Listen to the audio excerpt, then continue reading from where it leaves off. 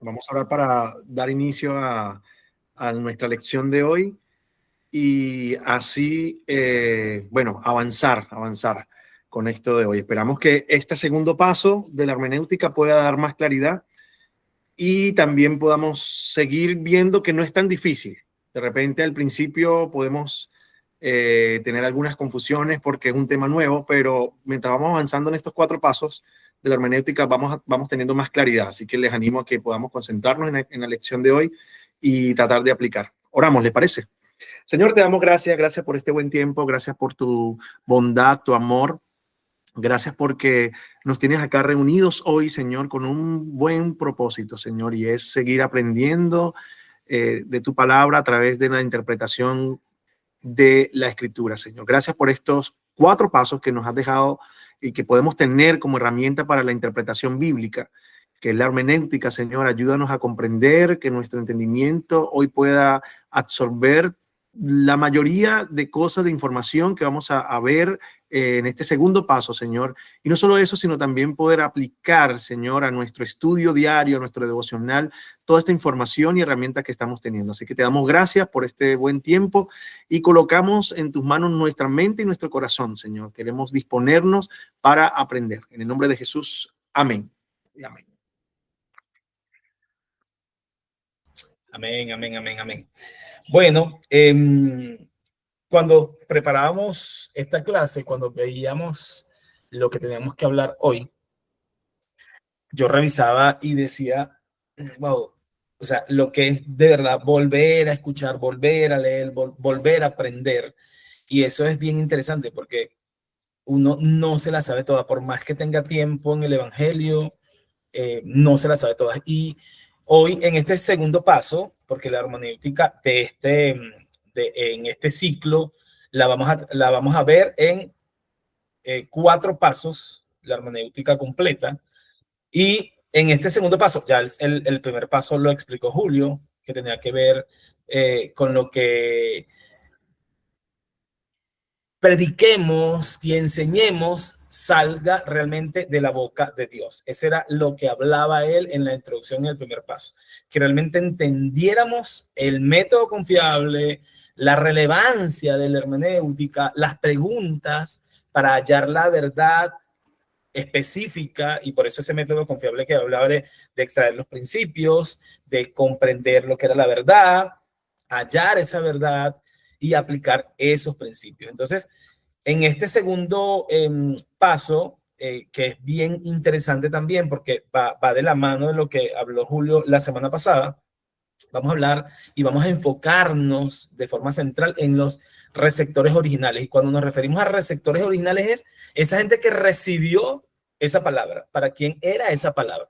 Entonces, hay un texto central que vemos en Hebreos, en el capítulo 1, que dice que en otro tiempo Dios habló a los padres muchas veces y de muchas maneras. Es decir, que había muchas expresiones de Dios para mucha gente en muchos momentos. Entonces, cuando empezamos a visualizar estos métodos hermenéuticos, estos 4 pasos que vamos a ver a lo largo del ciclo, ese recorrido que es interpretativo, ese cómo hallar el significado único de ese texto que vamos a nosotros a poder entender y poder desglosar por medio de ese uso gramatical. Entonces, caminamos y consideramos este segundo paso. Este segundo paso tiene que ver con comprender lo que el texto significó para los receptores originales, para esa gente en ese momento y para ese tiempo.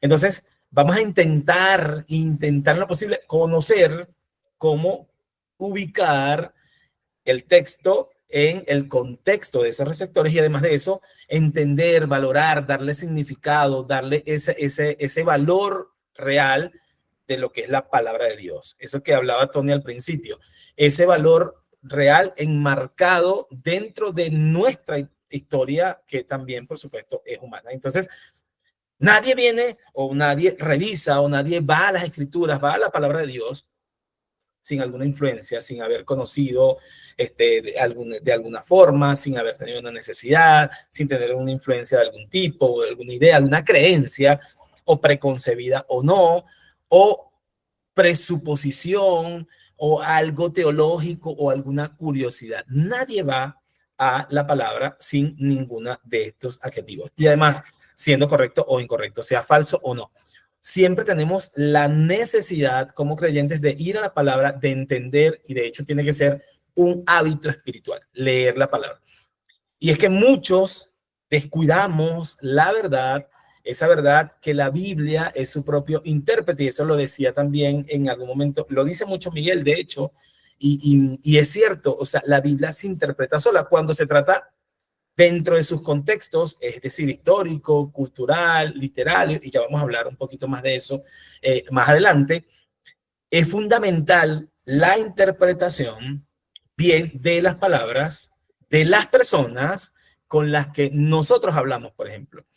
Cuando nosotros no nos logramos comunicar de forma correcta, entonces hay malentendidos, la gente no entiende lo que estamos hablando, toma por otra o por otro camino lo que estamos hablando, ponen palabras en nuestra boca que no dijimos y el mensaje definitivamente no llega o se desvirtúa el verdadero concepto o la verdadera intención de lo que estamos hablando. Eso pasa cuando no entendemos verdaderamente interpretar la palabra de Dios.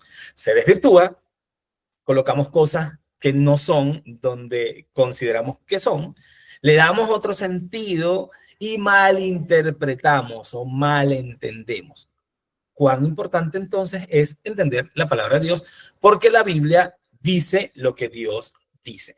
Y cuando hablamos de esto, entendemos y debemos entender el significado en el contexto histórico. Y cuando hablamos del significado en el contexto histórico, se trata de cuando vemos un texto bíblico, debemos tener y entender, tener presente la gran diferencia que existe entre el mundo de la Biblia en ese momento, lo que sucedía en esa etapa o en ese momento, en ese lugar, en ese tiempo y el nuestro, que es totalmente distinto.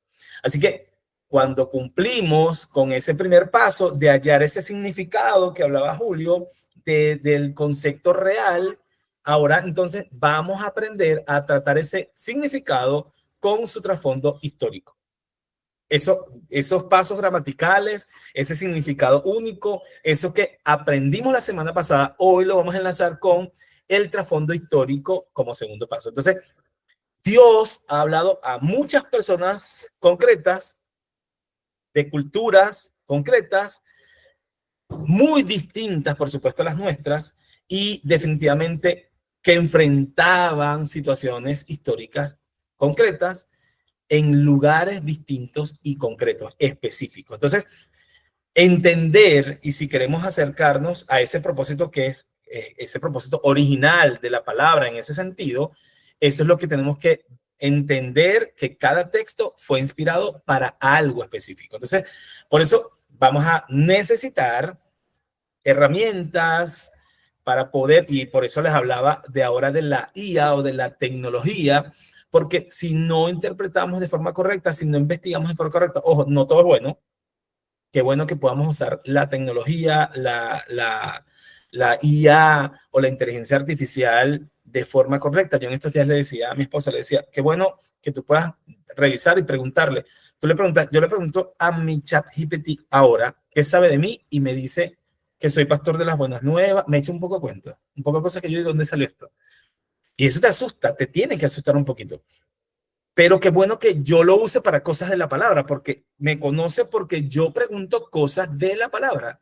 Pero imagínense ustedes la gente que pregunta y hace cosas que tergiversan lo bueno y se inclinan a lo que no agrega valor. No sé, una gente puede escribir ahí, ¿cómo hago yo para hacer una bomba nuclear o para asesinar a una persona? O sea, todo eso te lo puede dar la inteligencia artificial. Entonces, ¿qué necesitamos? Necesitamos herramientas para poder entender el significado correcto de la palabra, y qué bueno que estemos en este contexto nosotros de las cosas buenas para el crecimiento. Entonces necesitamos manuales, diccionarios, Biblias de estudio, buscar comentarios, revisar, escudriñar y todo lo que nos ayude a responder esas preguntas que nos van a direccionar a ese segundo paso que vamos a estudiar hoy, que es quién lo dijo o quién dijo qué a quién o a quiénes lo dijo y para qué lo dijo, enfocado en esos receptores originales de la palabra.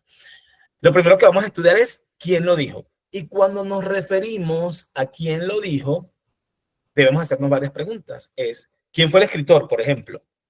Si yo estoy leyendo un capítulo y voy y leo Salmos, por eso les hablábamos la semana pasada que en algún momento de que no es un amuleto, no es que yo voy a meter el dedo y voy a ver qué me dice la Biblia hoy, no es una cosa al azar, es entender quién escribió esto, quién habla en este texto. ¿Es el escritor, es el narrador? ¿Quién lo hace? ¿Cuál es el trasfondo? ¿Quién escribió? ¿Cuándo escribió? Todas esas preguntas son importantes para poder entender quién lo dijo en el caso de que estemos leyendo o estemos revisando la palabra. La otra pregunta que es súper importante que tenemos que hacer es ¿a quién o a quiénes lo dijo? Y cuando nos referimos a quién o a quiénes lo dijo es quiénes eran los receptores originales. ¿Qué clase de relación tenían entre ellos, por ejemplo? Y por eso cuando hablábamos del tiempo, bueno, el capítulo, estoy leyendo el capítulo 1, no sé, de Jeremías, me voy al libro anterior y me voy a un libro después, el tiempo, ¿qué clase de relación había entre esa gente? ¿Por qué hablaban de eso? ¿Cómo era la relación de la persona que escribía y los receptores con Dios? Esa es otra pregunta interesante. ¿Qué clase de relación tenían los receptores entre sí? Esa gente que se envolvía en ese tiempo, ¿qué clase de relación tenía? Y la tercera pregunta es, ¿para qué lo dijo? Y esta pregunta tiene que ver con las circunstancias que movieron a escribir lo que se escribió en la palabra y lo que ayuda a comprender esa distancia que hay entre esos receptores originales y nosotros en la actualidad.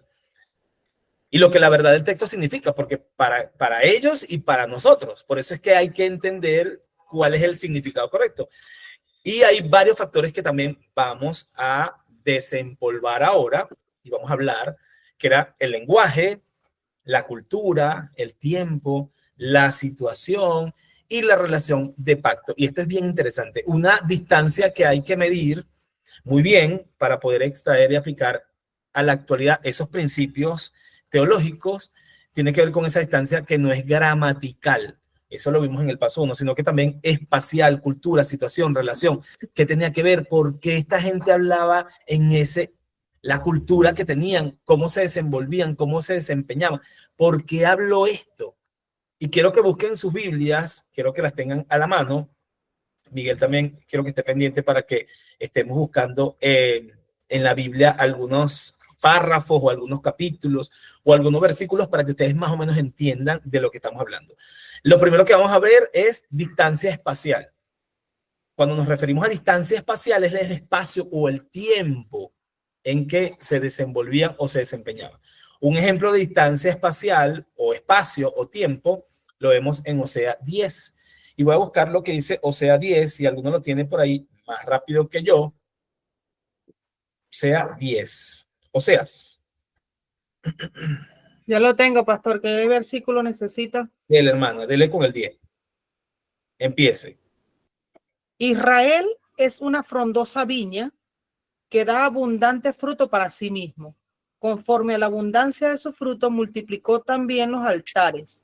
Conforme a la bondad de su tierra, aumentaron sus ídolos. Está dividido su corazón. Ahora serán hallados culpables. Jehová demolerá sus altares, destruirá sus ídolos. Seguramente dirán ahora, no tenemos rey, porque no temimos a Jehová. ¿Y por qué haría el rey por nosotros? ¿Y qué haría el rey por nosotros? Han hablado palabras jurando en vano al hacer pacto. Por tanto, el juicio florecerá como ajenjo en los surcos del campo. Por las becerras de Betabén serán atemorizados los moradores de Samaria. Porque ahí. Su pueblo, ya. Ok. Mira lo que dice el 5. La gente, en mi versión, ¿cuál es tu versión, Hailey? No escucho usted, está muteado. Reina Valera. Ok, la mía es NTV. En el versículo 5, la mía dice, la gente de Samaria tiembla de miedo por su ídolo, el becerro en Betabén. Y esto y está de luto por él, aunque sus sacerdotes se recogían en él, su gloria será arrebatada. Cuando hablamos de tiempo espacial, por lo menos en Oseas, leemos cosas como esta, que nosotros decimos que era el becerro de Betén. ¿Qué es esto? No entendí esa parte. Y tú dices, y tú no vas a decir, bueno, por como decía la palabra del Señor, el becerro de Betán. Tú no vas a decir eso. Hay una distancia espacial, un tiempo específico donde hacían cosas que para nosotros no aplican. ¿A qué se refiere el becerro de Betabén? Y cuando tú sigues leyendo, en el versículo 6, dice, este ídolo será llevado a Asiria, un regalo para el gran rey. Se burlaban de Efraín e Israel, será avergonzado porque confiaban en el ídolo. Samaria y su rey serán arrancados, flotarán a la deriva como un madero sobre las olas del mar. Y empieza a dar un tremendo poema de todo lo que tenía que ver con Asiria, Efraín, el becerro. Y nosotros decimos, ajá, habla de hecho más adelante de los lugares altos. ¿A qué se refería eso de los lugares altos? ¿Qué eran? Y también habla de que eran pecaminosos. En el verso 8 vemos y dice, y los santuarios paganos de Abén, donde Israel pecaba, se derrumbarán. Alrededor de sus altares crecerán espinos y cardos. Suplicarán a los montes, entiérrennos, y rogarán a las colinas, caigan sobre nosotros. Y tú dices, ¿qué significa eso? Y sigue leyendo en el verso 9, y en el verso 9 habla de, desde los tiempos de Jehová, hay tan solo pecado y más pecado. No has mejorado en absoluto. ¿Acaso no fue justo que los hombres perversos de Gibeá fueran atacados? Y tú dices, ¿de qué está hablando esta gente? La destrucción de Betarbel por Salmán, por allá en el capítulo 14, habla de una destrucción. Dice, ahora los terrores de la guerra se levantarán entre su gente, todas sus fornicaciones caerán. Tal como Salmán destruyó a Betabel, allí las madres y los niños se estrellarán contra el suelo hasta matarlos. Ojo, y aquí me da mucha risa porque hay gente que usa este tipo de versículos. Cuando dice, yo no sé si ustedes lo han escuchado, de hecho Miguel y yo lo hemos conversado, dice, allí las madres y a los niños los estrellarán contra el suelo hasta matarlos. Yo he escuchado gente hablar de este versículo. Entonces, cuando hablamos de distancia espacial, se refiere a un tiempo específico, a gente en específico, a lugares en específicos, a receptores originales. Entonces, eso tiene que ver con la distancia espacial. Tiempo, espacio, lugar, distancia espacial. Ahora voy con la segunda, distancia cultural. Y esta me gusta mucho. Cuando hablamos de distancia cultural, en algunas partes de la Biblia encontramos costumbres, creencias, prácticas que obviamente para nosotros hoy no tienen sentido. Y quiero que busquemos lo que dice Jueces 11. Alguien distinto a Haley. Jueces 11.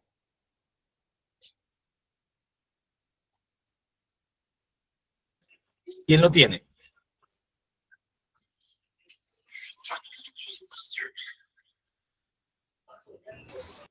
Yo por no creer en mí. Todo fue No, ¿Quién Haley. habló? Ah, lo tienes que, Mari. Mari. Ajá. Mira, Jueces 11. dele con Jueces 11 y yo les digo a dónde se va a parar.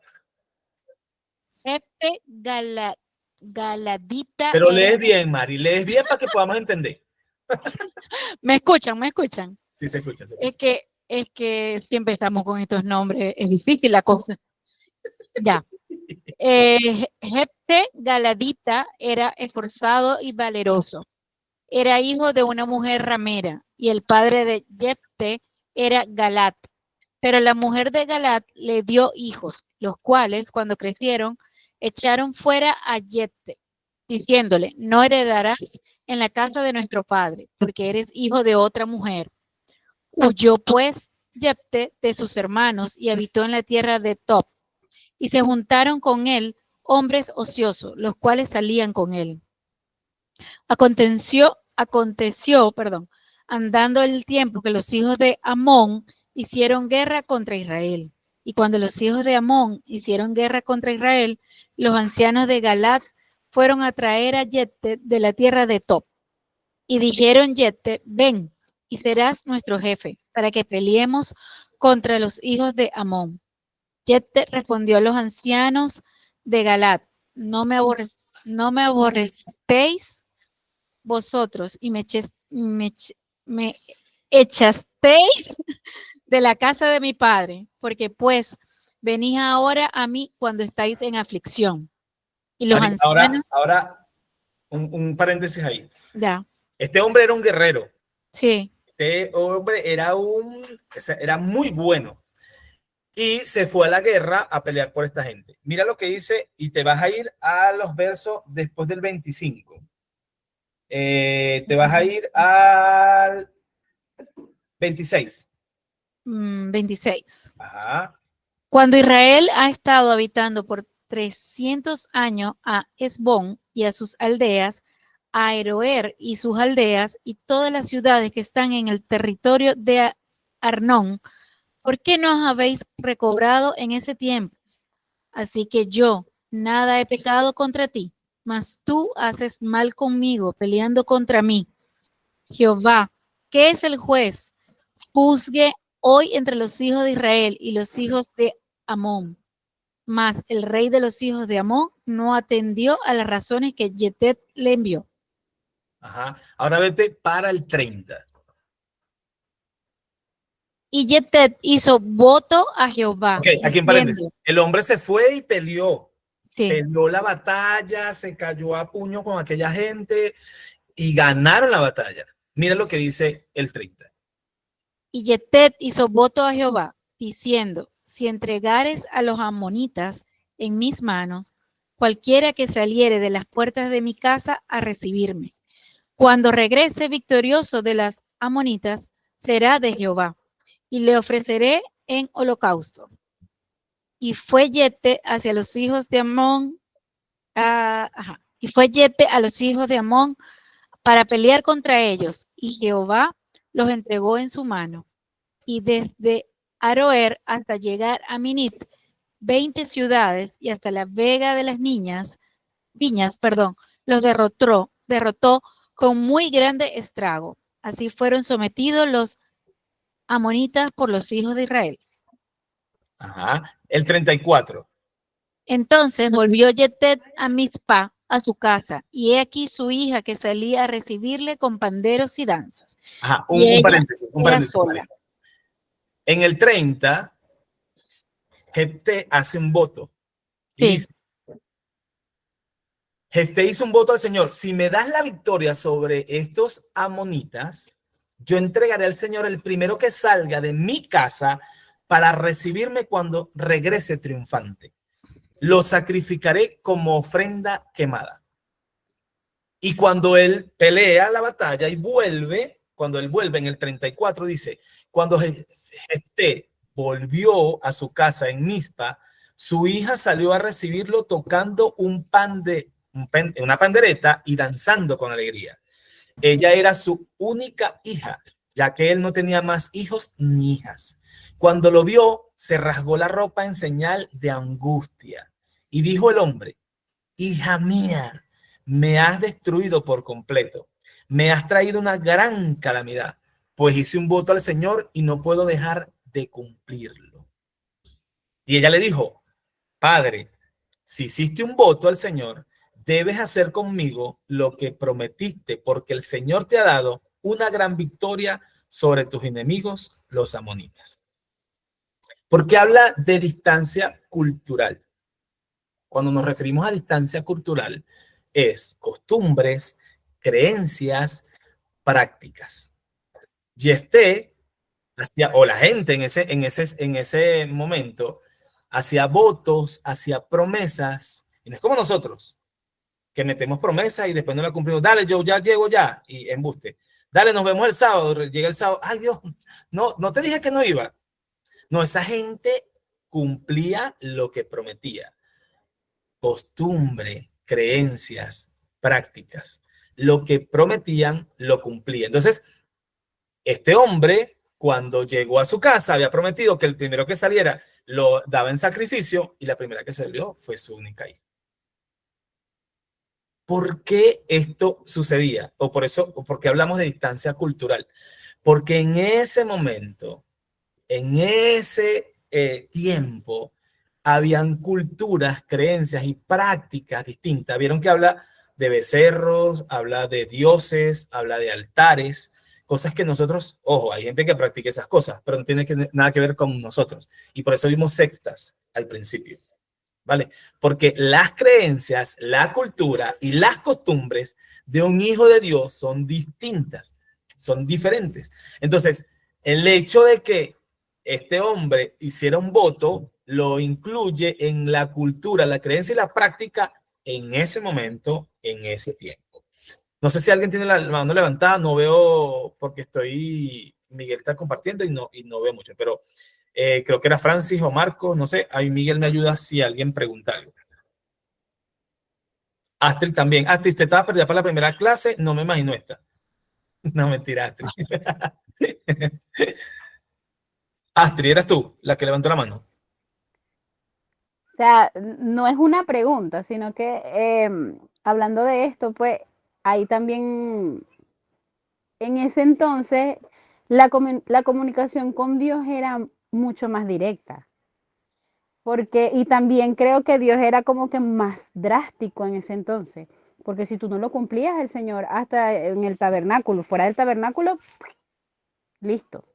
Entonces, obviamente, como dicen, bueno, Jesús vino para cambiar todas esas cosas, pero también hay que tener como que eso en cuenta, pues de que en aquellos tiempos también era diferente por eso, porque la comunicación con el Señor era directa y ahí, o sea, no es que no hay que tenerle miedo, pero antes Dios era más fuerte, más rudo.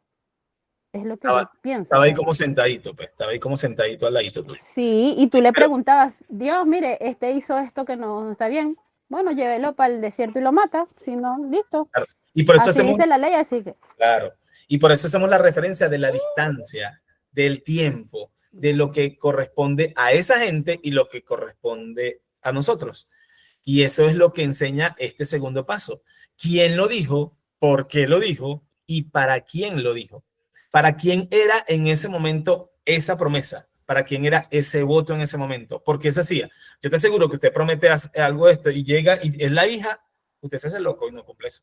Dice, tú eres loca, chica, no tenías que salir, no ves que yo acabo de hablar con Dios. Ay, menos mal que estamos en la gracia y no iba a llegar ese rayo para acá. Yo la devuelvo. Métase para la casa, métase.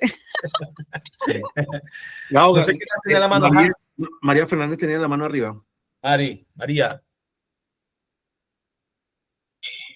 Hola. Bueno, es que lo que pasa es que Astrid, con lo que dijo, pues me aclaró un poco, pero, o sea, es decir que igual Dios esperaba entonces que él cumpliera su palabra. Es que de ahí me perdí, pensé que era como, era su cultura, él lo hizo porque ya le había dado su palabra. Sí, tú, pero, claro. O sea, a mí me dio tristeza, claro. Me dio mucha tristeza. Astrid habla de que sí, en es ese una historia momento, muy triste. en el Antiguo Testamento, Francis, Astrid lo que dice es que Dios era muy radical, no sé cuánto. Pero en este caso, lo que hablamos ahora de Jefté es que el que hacía una promesa, hacía un voto, tenía que cumplirlo. El voto no fue que Dios matara a la hija. Él hizo un voto diciendo, Dios, si tú me das la victoria a la primera persona que yo me encuentre luego de matar a los amonitas, yo lo voy a entregar en holocausto quemado. Eso fue lo que hizo él. Y cuando él bajó de la victoria, la primera que encontró fue su hija y dijo, hija, Dios mío, me acabas de destruir. ¿Cómo es que tú acabas de salir si yo le acabo de hacer un voto a Dios? Y la misma hija, porque sabía que era la cultura, que era el voto, que era el compromiso de la palabra, es decir, la palabra hablada, ella dijo, si tú prometiste, a eso se refiere. Hayley. No. Pastor, entonces esto en fin nos va a ayudar, a pesar de que como la hermenéutica nos permite interpretar, esto nos va a colocar como en el contexto del antes y el ahora. Porque alguien, por ejemplo, estábamos hablando de las sextas y le estaba conversando con mi esposo y mi esposo me dice algo que también a mí me causó, no supe cómo responderle, por supuesto. Pero, por ejemplo, nosotros en nuestra vida pasada fuimos santeros, ¿verdad? Y la santería se encarga de ofrecer animales por algo. Entonces él me dice, si en la Biblia aparece que anteriormente hacían sacrificios de animales, ¿por qué ven la santería de otra manera? Entonces yo pienso que esto es lo que nos puede ayudar a entender cuál era la distancia que había en lo cultural, o sea, por qué anteriormente se hacía y por qué ahora no se permite hacer. Claro, exacto. Antes eso se hacía en holocausto a Dios, porque tú ofrecías sacrificios a Dios por la purificación de los pecados. Tenía una razón. Abraham cuando Dios le pide a su hijo como ofrenda, era un sacrificio santo. Y Dios le dice, ven y me traes a tu hijo. Y él, que esa cultura, él dijo, yo tengo que darle a mi hijo al Señor, porque él fue el que me lo entregó. Lo entregó. Y Dios en su obediencia le dijo, mira, ¿sabes qué? Agarra este cabrito, suelta al muchacho. Ya veo que tú eres un hombre de palabra. Aquí parafraseando la cosa con Dios y Abraham. Pero ¿por qué nosotros no hacemos eso? Porque no es ahora, cuando Jesús vino y murió por nosotros, Jesús se convirtió en el sacrificio. Ya, él derramó, antes se derramaba la sangre de cabritos, de corderos, de vacas, de animales, y Jesús vino a romper eso ofreciendo su sangre, siendo él el cordero. Por eso es que nosotros le decimos a Jesús el cordero de Dios, porque ya él rompió eso y ya eso se abolió, ya eso no existe. Porque antes se hacía porque era siempre, si te das cuenta, eran sacrificios. Bueno, la gente que lo hacía para sacrificios a Dios, pero había gente que hacía sacrificios, y bueno, tú debes tener más experiencia en esto porque conoces de ese mundo, pero hay gente que hace sacrificios y hacía sacrificios de animales y había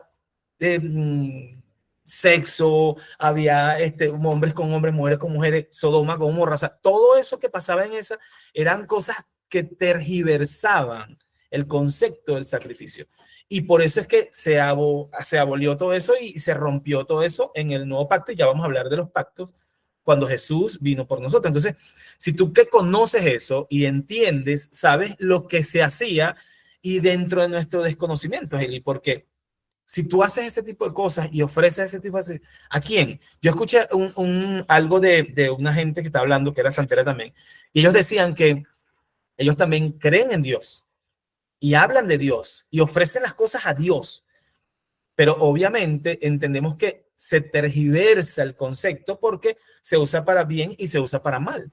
Y nosotros no creemos en ese tipo de cosas o no profesamos ese tipo de cosas porque va en contra de todo lo que Dios es, porque lo único que te direcciona al Padre es Jesús. Tú vas a Jesús porque en la palabra dice que el único canal hasta Dios es Jesús de Nazaret. ¿Ok? Entonces, todo lo que tiene que ver, exacto, todo lo que no tiene que ver con Jesús y con el Espíritu Santo y Dios, no tiene que ver con lo que nosotros profesamos como fe. Ariana.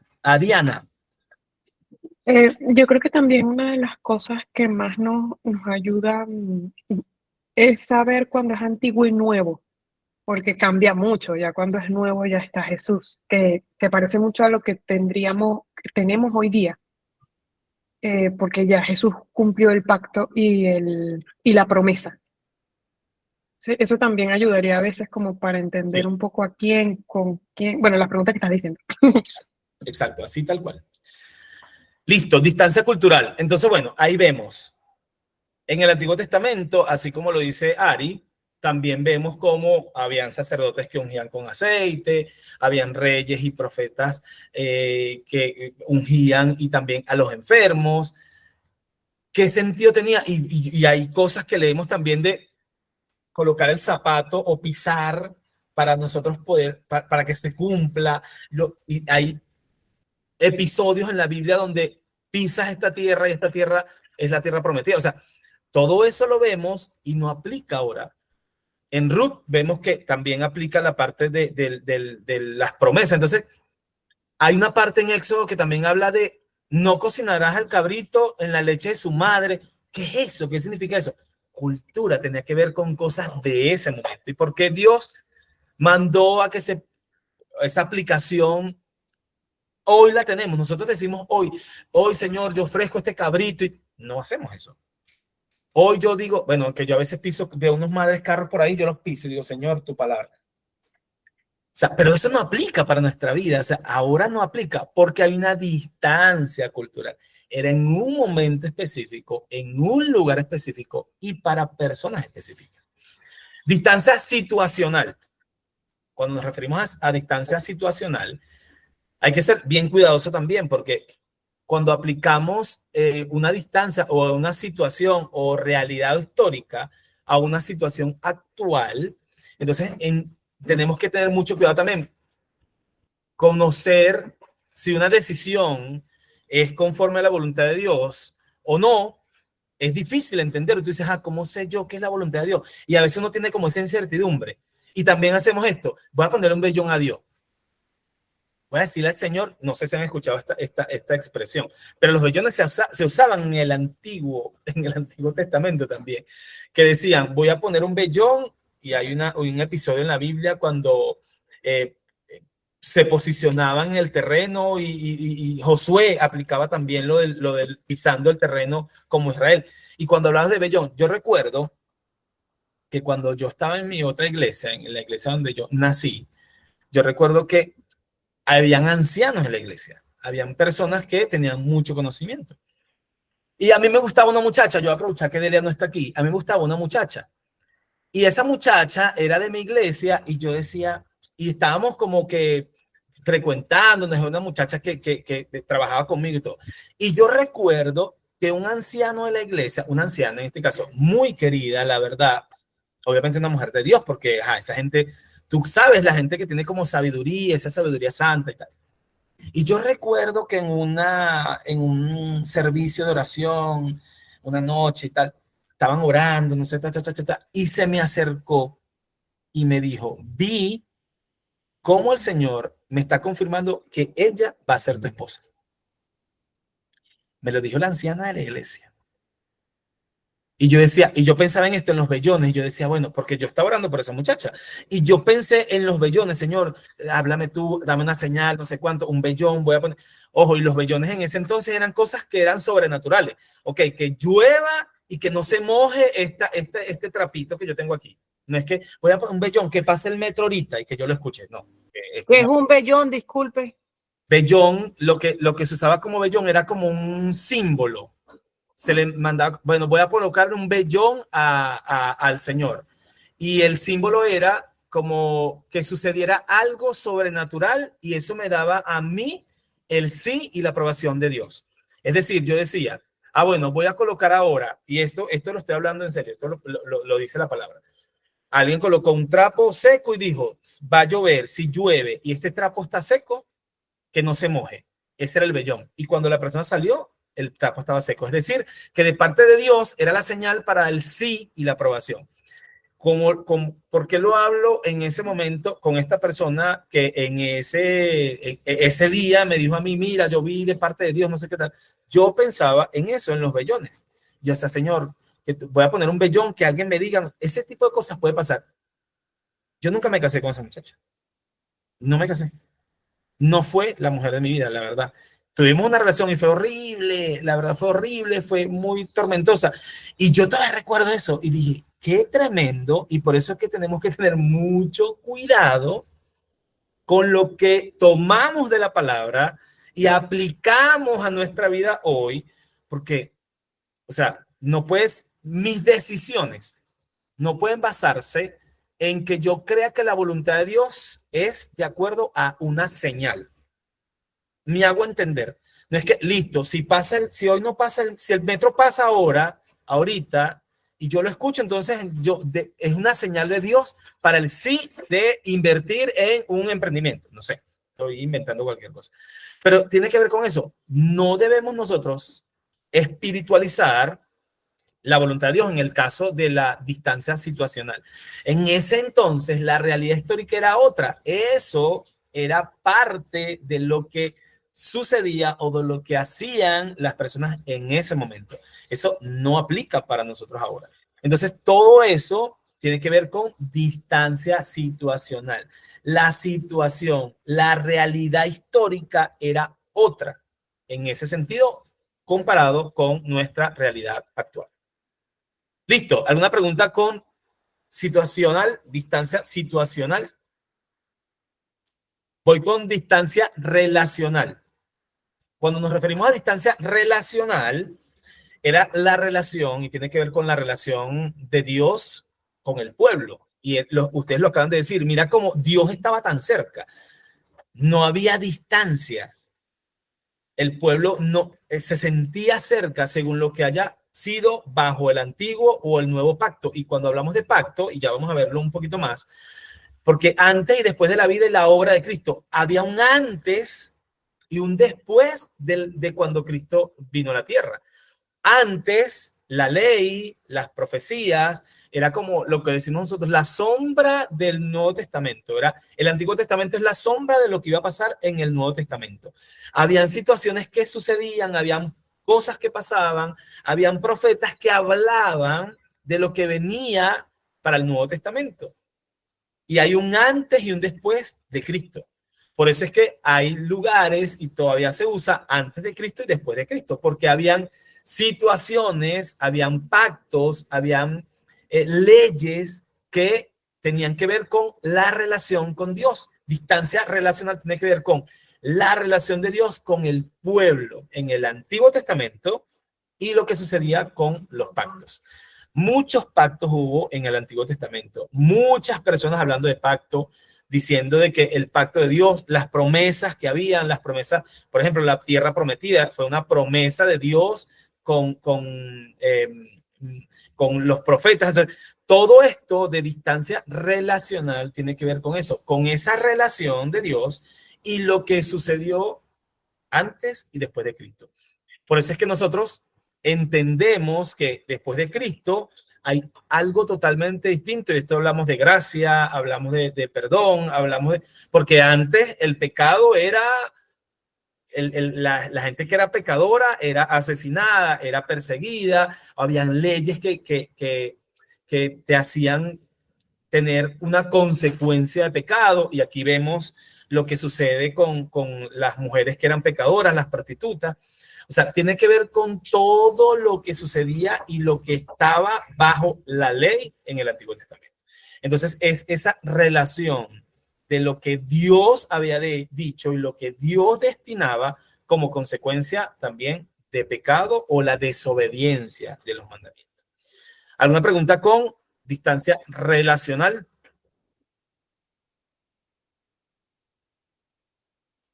Listo. Ahora, pactos. Y aquí, hablando de pacto, cuando nos referimos a pacto, hubo muchos pactos dentro de lo que fue el Antiguo Testamento. Sí, cuando nosotros buscamos, y ahora quiero hablar de lo que es el pacto perpetuo.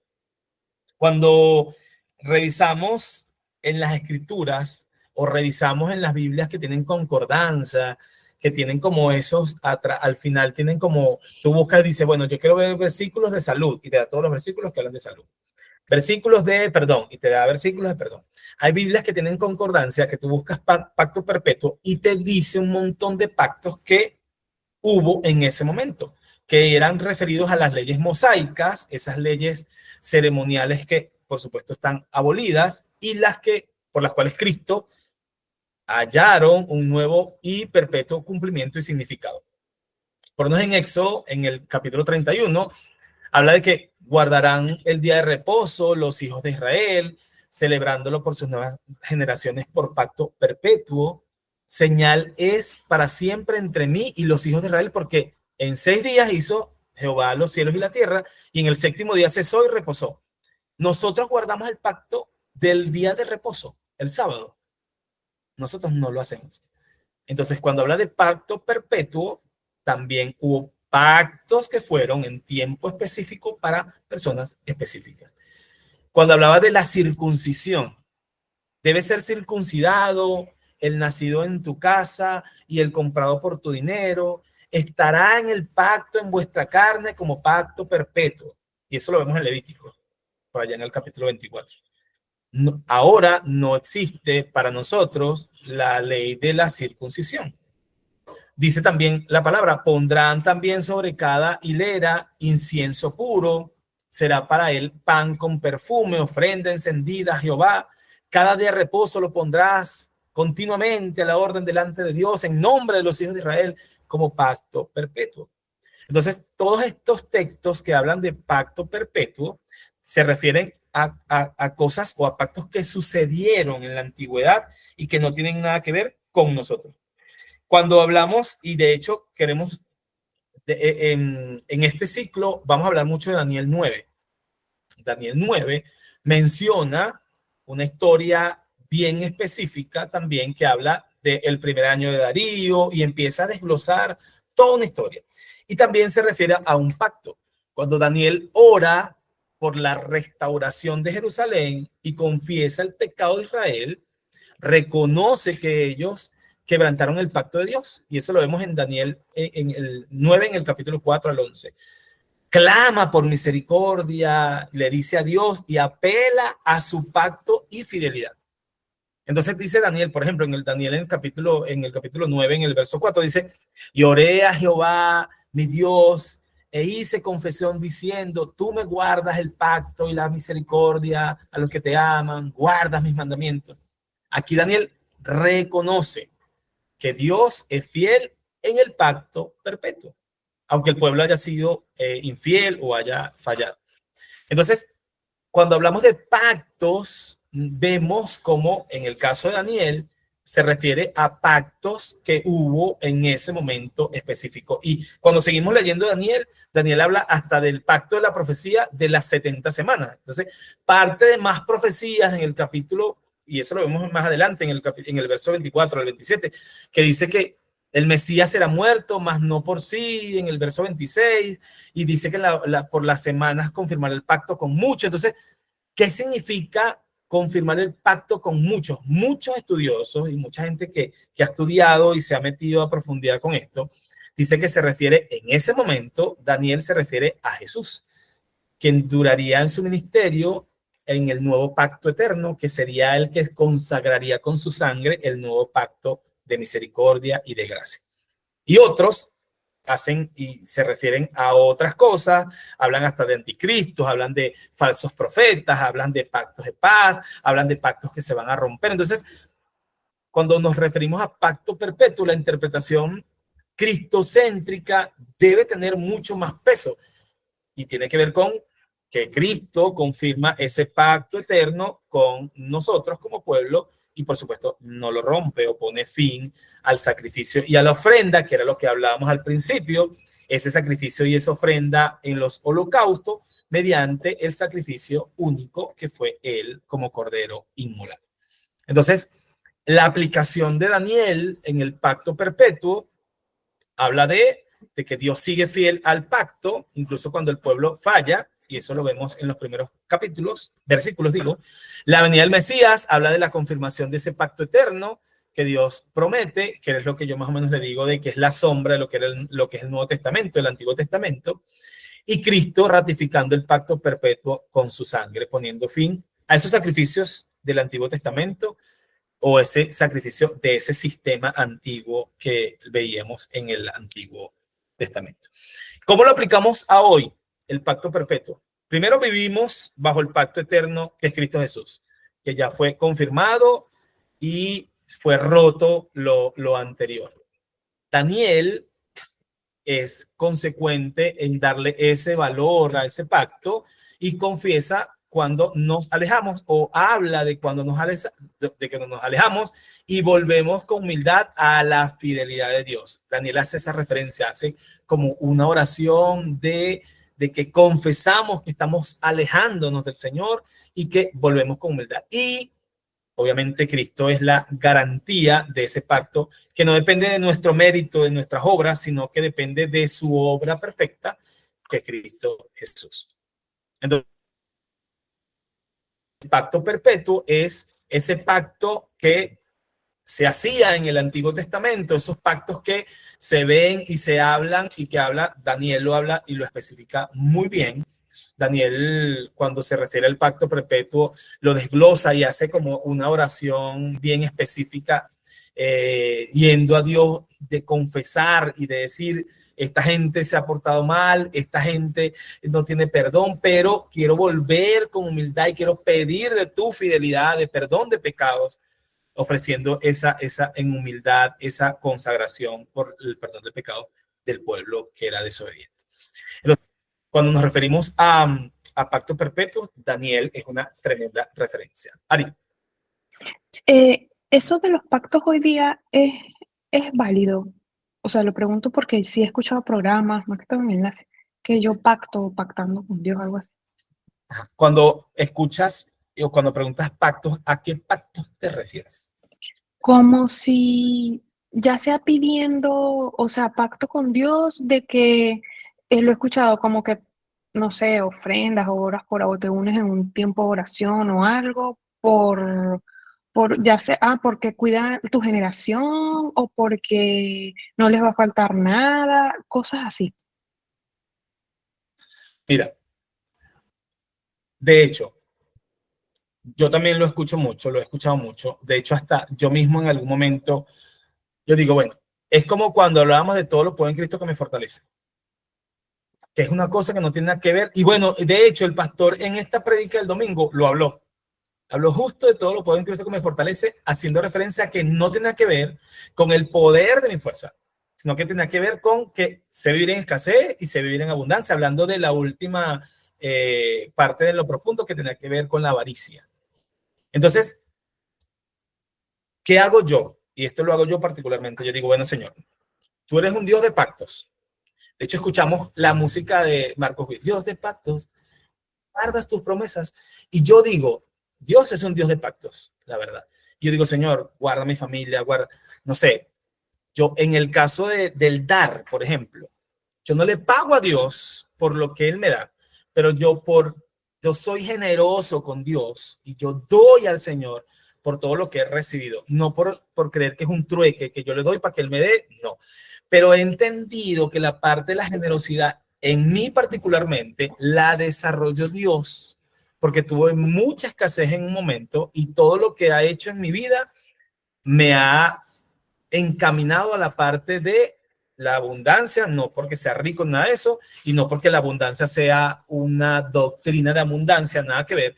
Pero yo particularmente digo, Señor, bueno, yo en el nombre de Jesús, todo esto que tengo, yo te lo devuelvo y yo soy muy generoso en cuanto a las finanzas.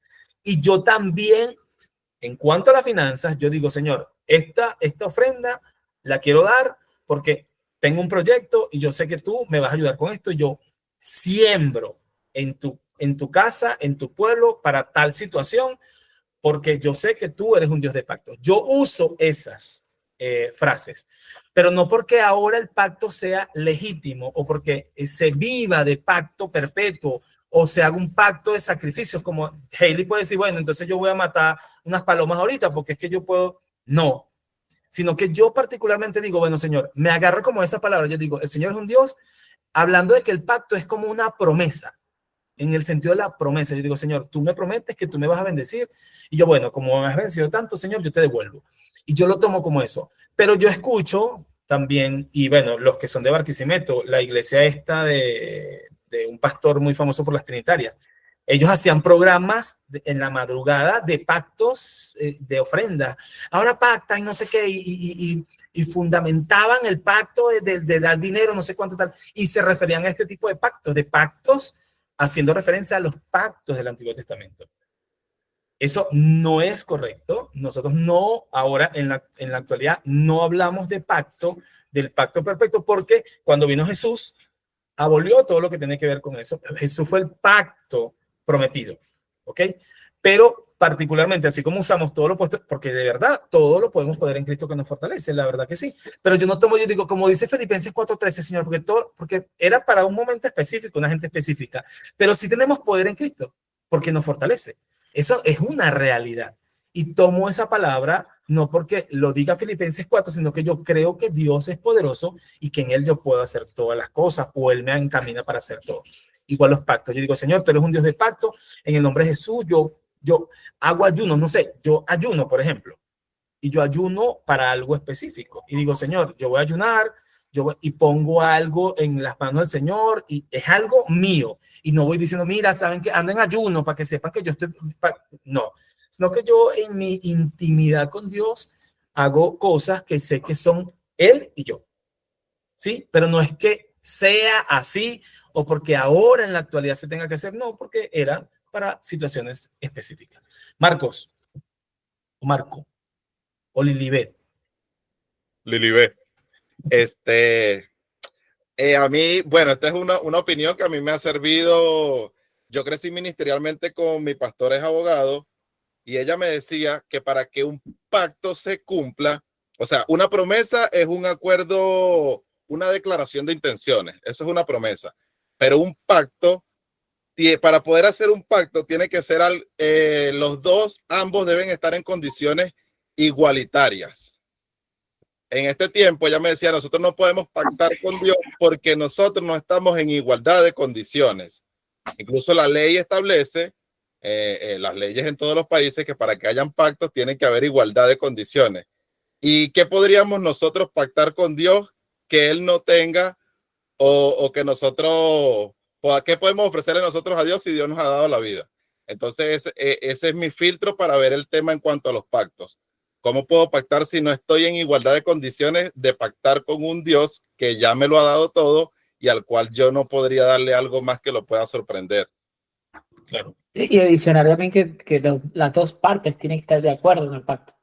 Claro. Entonces no puede ser nada más de mi lado si Dios no me ha dicho, no me ha confirmado, porque Dios me puede decir, mi papá está contigo, si tú haces esto, yo te voy a vivir tus generaciones, pero si no lo haces, no podemos hacerlo de un solo lado de la parte. Pero excelente comentario. Exactamente, ¿no? Tony. Bueno, qué excelente pregunta, qué buena pregunta la que hace Ariana con respecto a esto de los pactos. Y yo creo que hay que tener cuidado con las promesas, porque ahora los pactos se pueden ver como promesas que hacemos con Dios. Y a veces intentamos negociar con la fe. No sé si les ha pasado, en mi caso sí. A veces intento negociar con la fe y digo, bueno, Señor, yo te prometo esto, pero tú me das esto. Entonces negociamos con la fe. Y vemos la historia de Jefté, o sea, vemos la historia en Números 11, una historia donde dice, Señor, yo salgo, peleo, me das la victoria, lo entregas en mis manos y la primera persona que salga, yo la voy a entregar. En un holocausto, ni siquiera dijo, bueno, de una manera que vaya al altar o que vaya al templo y le sirva de por vida, no, en un holocausto especificó. Y entonces, bueno, tuvo que cumplir. Así a veces nos pasa a nosotros por hacer votos a la ligera, y entonces prometemos una vida de servicio, una vida en santidad y hacemos promesas porque en un momento específico necesitamos llegar a un acuerdo con Dios. Y allí es donde se confunde la palabra pacto. Realmente se descontextualiza en nuestra actualidad esa palabra y tiende a crear confusiones muy grandes. Esta pregunta que hace Ariana es interesante porque yo creo que algunos la pueden tener y preguntan, mire, ¿por qué por la radio piden pactando? ¿Por qué lo hacen por la televisión? ¿Por qué hay algunos lugares donde yo veo que en medio del mensaje de la conferencia alguien se para con un billete de 20,000 pesos y lo pone en la escalera? ¿Qué es eso? ¿A qué significa? Bueno, lamentablemente es un descontextualizar parte de ese mensaje y es como que yo pacto por esa palabra, yo pacto por esa promesa, yo pacto por esa bendición y se puede tergiversar. Dicho esto, desde ese punto de pacto, es importante que nosotros entendamos que ese pacto perpetuo se traduce desde el hebreo como berit olam. ¿Y por qué quiero decirles esto? Para agregar a lo que ya el pastor Gamar nos dijo, es porque olam significa eterno, continuo o por un tiempo indefinido. Y la palabra berit significa alianza o acuerdo o pacto. Entonces, hablando de ese pacto perpetuo, nosotros entendemos que pueden haber un pacto eterno, ¿verdad? Y esto quiere decir en contexto divino. Por ejemplo, ¿qué tipo de pacto tuvo Dios con Noé? ¿Han leído ustedes el pacto que tuvo Dios con Noé? A ver, pueden abrir los micrófonos. Llegó el preguntón. Me toca de aquí para adelante, me toca a mí y yo pregunto. Así que, ¿qué tipo? Que no hable más Marco, que hable ahora Ender. ¿Qué tipo de pacto tuvo Dios con Noé? A ver, un pacto. A ver, ¿qué tipo de pacto puedes especificarlo, por favor? Si puedes.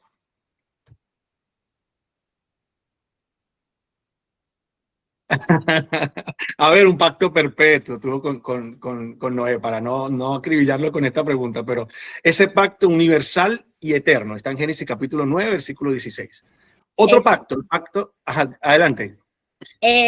Cuando prometió que no iba a destruir más la tierra con agua, ese fue el pacto de Dios con Noé. Ese fue el pacto. ¿Y Con qué el imagen? arcoíris, lo Con señaló. el arcoíris, lo ¿verdad? selló.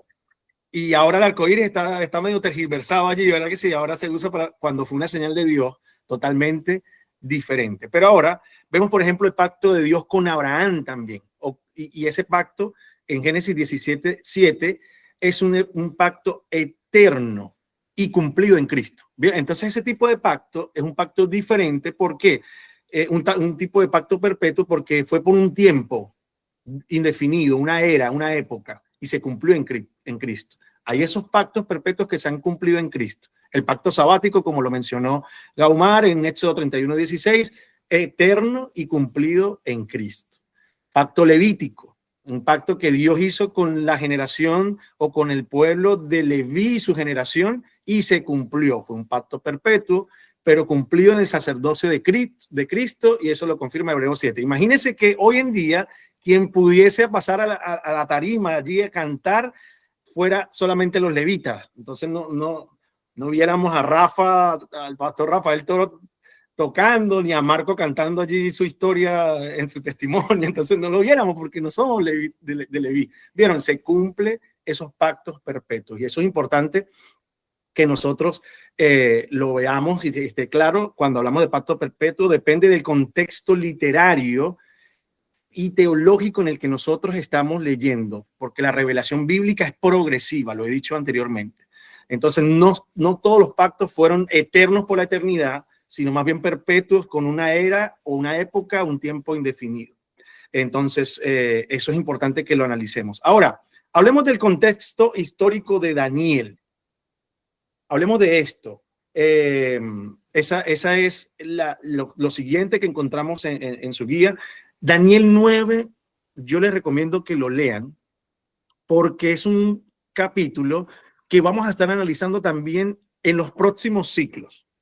Específicamente en el cuarto ciclo vamos a desglosar muy bien Daniel. Yo sé que de repente pueden quedar algunas preguntas, pero tranquilo que cuando lleguemos a la escatología vamos a responderlas. Todavía no estamos allá, estamos en la hermenéutica.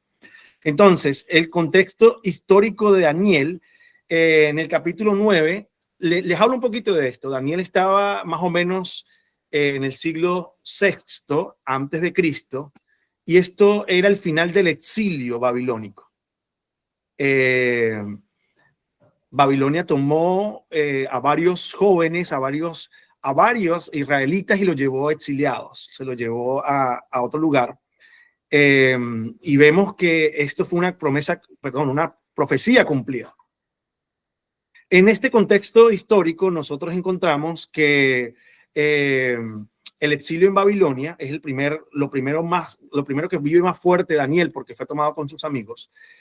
Y en ese año, más o menos en el año 539 antes de Cristo, en el imperio babilónico cayó, el imperio babilónico cayó ante Meda y Persa. Entonces ya viene otro imperio totalmente diferente. Pero Israel o Jerusalén cayó también en esos años totalmente destruida a mano del imperio babilónico, donde se llevó a muchos jóvenes, como lo dije, y entre esos a Daniel. Ya Daniel aproximadamente de unos 70 años, perdón, de anciano quise decir, y entiende que ya el periodo del exilio llevaba aproximadamente unos 66, 68 años, más o menos 70 años, que era lo que había profetizado el profeta Jeremías, valga la redundancia.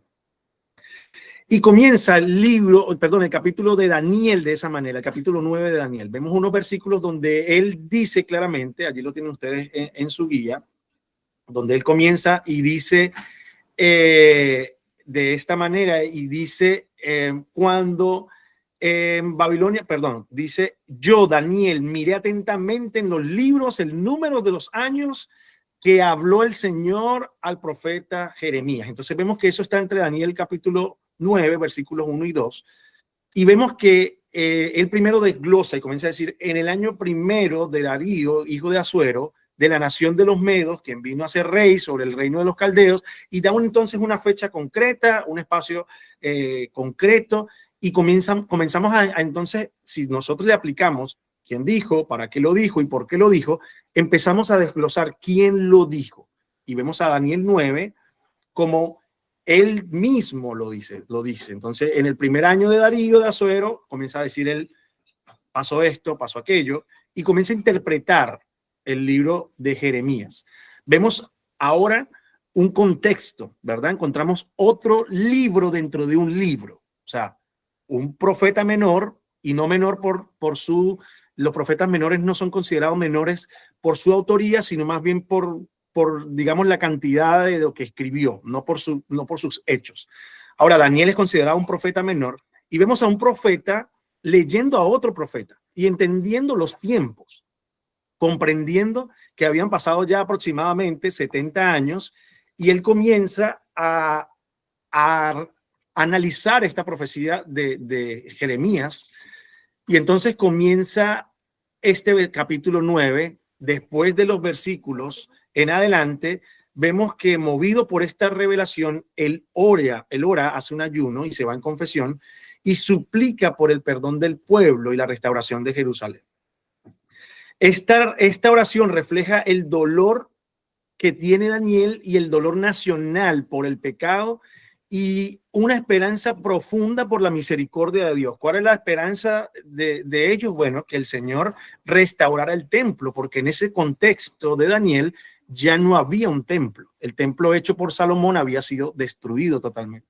Sus murallas, la ciudad y esa hermosura de templos, si alguno de ustedes lo ha leído, era bastante ostentoso, o sea, bastante hermoso, además de ostentoso, hermoso y con mucha dedicación. Ese templo ya no existía. Ya Babilonia había tomado gran parte o casi todo de lo que estaba en ese templo. Y vemos a Daniel siendo un exiliado en otra nación, en otro lugar, con otra cultura, que no era su cultura, digamos, de donde nació, ni la cultura de adorar al Señor. Y entonces él comienza a orar de esa manera, habla con Dios desde los versículos adelante hasta el versículo 19. Él hace una oración en donde se incluye ahora, en donde él pasa en Daniel 9 vemos que él comienza a hablar personalmente y después en plural, y se incluye, dice, hemos pecado, hemos hecho lo malo, nos hemos desviado, hemos pecado contra ti, y comienza a profundizar en esta oración con Dios. Y viene una respuesta de parte de Dios. Dios responde enviando al ángel Gabriel, quien le revela la profecía de las 70 semanas. No vamos, como les dije, no vamos a profundizar en estas 70 semanas porque eso lo vamos a ver en escatología, un par de ciclos más adelante, y vamos a detallar mucho más esto. Entonces, en resumen, Daniel 9 ocurre 66 o 68 años después del exilio y durante el inicio del gobierno persa, donde están a punto los judíos de ser liberados, en medio de una expectativa de restauración, tanto física como espiritual. Y esto es bueno que lo veamos, es bueno que tengamos este contexto de Daniel 9 para comprender lo que nos habla allí nuestra guía. Ahora, ¿por qué tocamos este capítulo de Daniel, capítulo 9, este libro de Daniel 9? ¿Por qué lo tocamos? Porque, bueno, aquí narra un momento cuando, cumplido el tiempo del exilio en Babilonia, Daniel abre una carta enviada por Dios a través de este profeta Jeremías y con un mensaje de consolación para su pueblo. Y tenía que cumplirse, y Dios usa a Daniel y nos queda como a nosotros este contexto, esta manera de verlo en la Biblia, de cómo Dios cumple, ¿no? Y además, cómo Dios mueve a otro profeta, otro, digamos, siervo de Dios, a que interceda por los pecados de la nación. Ahora, si vemos, la profecía de un nuevo pacto aparece de nuevo en como lo dijo Gao, en el versículo 27, si no me equivoco, de Daniel 9, y vemos también quizás una profecía de un pacto, quiere decir que no es perpetuo, que puede ser un engaño. Se puede ver de las dos maneras. Hay personas que lo ven de las dos maneras. Lo ven desde el punto de un pacto eterno y otros lo ven desde un punto que es un pacto que puede hacer a través del anticristo. Esto lo dejo como abreboca para que se animen a ver escatología. Ahí lo vamos a desarrollar mejor. Pero el punto es que cómo se aplica esta verdad en el contexto histórico del texto, cómo se aplica esta verdad de Daniel 9, cómo aplicamos esta verdad o cómo aplica esta verdad en el contexto histórico de este texto y cómo era la relación de ambos. Hablo de los dos profetas que se logran ver en este libro de Jeremías y de Daniel. ¿Cómo era la relación de ambos, escritor y receptores con Dios? Ahora metemos a los receptores. ¿Cómo era la relación? Entonces vemos que la relación, consideramos el cambio de Daniel, el cambio de pronombre. Comenzó su oración en primera persona y dice, volví mi rostro al Dios, el Señor, oré a mi Dios, hice confesión. Entonces lo vemos que empieza de una manera personal, singular, y esto nos muestra la relación estrecha que tenía Daniel. Ahora, la otra relación de los receptores era diferente y comienza entonces Daniel en ese mismo capítulo. Ahí vemos que cambia un poco y desde el versículo 5 cambia de la primera persona a lo plural y comienza a identificarse con el pueblo y el pecado, diciendo, hemos pecado, hemos hecho impíamente, hemos apartado de tus mandamientos y tus ordenanzas, y así comienza a ver en un mismo capítulo dos unidades de pensamiento o varias unidades de pensamiento. ¿Y qué son las unidades de pensamiento? Esto es importante que lo veamos. A ver, ustedes se han encontrado con un capítulo que de repente en medio del capítulo hay un subtítulo y dice, por ejemplo, Jesús y la mujer samaritana. Un ejemplo, estoy solamente colocando un ejemplo. ¿Se han encontrado con eso? ¿Han leído Mateo capítulo 5? ¿Qué pasa con Mateo capítulo 5? ¿Qué dice el subtítulo? A ver, los lectores. Búsquenlo rapidito, les voy a dar chance. ¿Qué dice Mateo 5 en el subtítulo? ¿Qué dicen? Búsquenlo allí. Ustedes. El sermón del monte. Ok, el sermón del monte. ¿Y cuál es el siguiente subtítulo? Se lo tienes allí, por favor. Las bienaventuranzas. Ok, ¿y el siguiente? La sal de la tierra.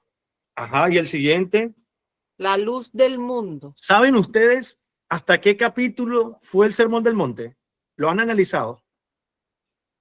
Listo, Gaba, anótalo. Esto va para el examen de... mentira. Pero, ¿vieron? Porque como hago... ¿Qué decían? Disculpa. Hasta el versículo 11. Imagínate, son más o menos 2 capítulos lo que dura el sermón del monte. Entonces nosotros lo leemos, ¿verdad? Y no tenemos unidades de pensamiento, porque dentro de las unidades de pensamiento muchas veces tenemos estos subtítulos o estos títulos intertextos, que eso fue aplicado más o menos en la Edad Media, a través de las traducciones, pero antes no teníamos estos subtítulos. Entonces, en esas unidades de pensamiento, muchas veces leemos un capítulo que tienen diferentes unidades de pensamiento. Ejemplo, el sermón del monte, que empieza más o menos en Mateo 5 y termina unos capítulos más adelante. Y si lo vemos, tiene muchos subtítulos. Jesús, la sal de la tierra, Jesús y la bienaventuranza, y sigue, si sigues leyendo, vemos que el sermón del monte es bastante largo. No solamente fue la luz del mundo, y sigue hasta el capítulo 7. Si leen desde el 5 hasta el 7, todo eso es el sermón del monte. Es un ejemplo. Ahora, en la hermenéutica bíblica, las unidades de pensamiento son divisiones naturales del texto que expresan una idea completa dentro del flujo del mensaje. Entonces, estos son esenciales para una correcta interpretación, ya que ayudan a entender el significado dentro de su contexto literario y teológico. Un ejemplo de esto es que lo que acabamos de ver, lo que acabamos de analizar, el sermón del monte, y nosotros desglosamos algunas cositas de allí, sacamos y decimos, ok, la sal del mundo, una idea de pensamiento, una línea, una unidad de pensamiento. Y seguimos viendo algunos ejemplos de esto. Ejemplo, alguien que por favor me busque Efesios capítulo 5, versículo 20 y 21. Ahí vamos a ver un ejemplo de esto. En sus Biblias, tendrían que buscarlo en su Biblia. Los que tienen su Biblia por allí, busquen Efesios 5, 20 y 21, por favor. La tengo, pastor. Por favor, gracias. Dice 20 y 21. Sí, el capítulo 5, el versículo 20 y el 21. Y den gracias por todo a Dios el Padre en el nombre de nuestro Señor Jesucristo. Es más, sométanse unos a otros por reverencia a Cristo. Y vemos que allí entre el 20 y el 21 hay uno de estos intertextos, ¿verdad? O estos que encontramos allí como que está allí, dice, someteos los unos a los otros. Bueno, por lo menos eso dice la Reina Valera 1960. ¿Vieron? Eso es un ejemplo. Entonces, estos intertextos a veces causan problemas entre la idea de pensamiento o la unidad de pensamiento que quiere decir el escritor. Y allí lo vemos claramente. Hay traducciones donde ya no hay esas líneas, esos subtítulos, digamos de esa manera. Por ejemplo, en la Nueva Versión Internacional hay unos versículos que ni siquiera aparecen. Por ejemplo, en la Reina Valera 1960 hay unos versículos que no aparecen en la Nueva Versión Internacional y lo aclara. Dice, esto fue añadido en la traducción. Y uno queda, wow, qué tremendo esto. Miguel, en la mía, en la hoy, del 20 al 21, hay una interpretación de los esposos. Dice, los deberes familiares del cristiano, y habla de los esposos del 21. Es como que es otra cosa distinta a lo que está hablando el 20. Y hay como un texto ahí al principio. Y ahí te das cuenta que son distintos, que a veces están juntos, pero uno los interpreta de otra forma si no sabes que tiene que ver con una cosa específica. Exactamente. Así es. Gracias, Pastor Omar. Veo que, no sé si Johnny, tienes la mano arriba. ¿Quieres comentar algo? Yo. Ok, yo. De hecho, también iba a comentar lo mismo, que en la mía dice relaciones guiadas por el espíritu, el matrimonio. Ese es el subtítulo que... Vieron, y aquí lo hace como general, ¿verdad? Someteos los unos a los otros. Entonces hay ese espacio y entonces de repente es una unidad de pensamiento. Ahora, te puede decir, ¿y esto para qué sirve? ¿Esto con qué se come? ¿Esto lo voy a aplicar algún día o no lo voy a aplicar? Pero sería bueno que aunque de repente no lo apliquemos tanto, que tengas la claridad, que dentro de un capítulo pueden haber algunas unidades de pensamiento. Y lo vemos en Mateo 5, lo mejor está, digamos que fraccionado de algunas maneras. Y lo que Jesús quería era dar el sermón y tuvo esas unidades de pensamiento dentro del mismo capítulo. Ahora, tenemos tipos de unidades de pensamiento. Por ejemplo, el primero y el más corto es un versículo. Pero yo le pregunto a ustedes, ¿podemos sacar una verdad, como lo vimos en el primer paso, de un versículo, de un solo versículo? Tan calladito. ¿Podemos sacar una verdad de un solo versículo o una unidad de pensamiento de un solo versículo para hacerlo más amplio? Voy a dejar de presentar, hermano, para que usted le pregunte a los que están ahí. Ok. ¿Podemos sacar una unidad de pensamiento de un solo versículo? Antes pensaba que sí. Después de la clase anterior y esta, siento que no. Ok, antes pensabas que sí. Gracias. Es lo que viene. Muy bien, muy bien. Francis o Marco, adelante. Yo creo que depende del versículo, porque por lo menos hay versículos que dice por gracia sois salvos, ahí no hay para dónde agarrar. Ok, muy bien, buen ejemplo. Buen ejemplo, gracias por compartirlo. Le voy a preguntar a Zulbali, a ver, Zulbali, ¿qué opinas de esto?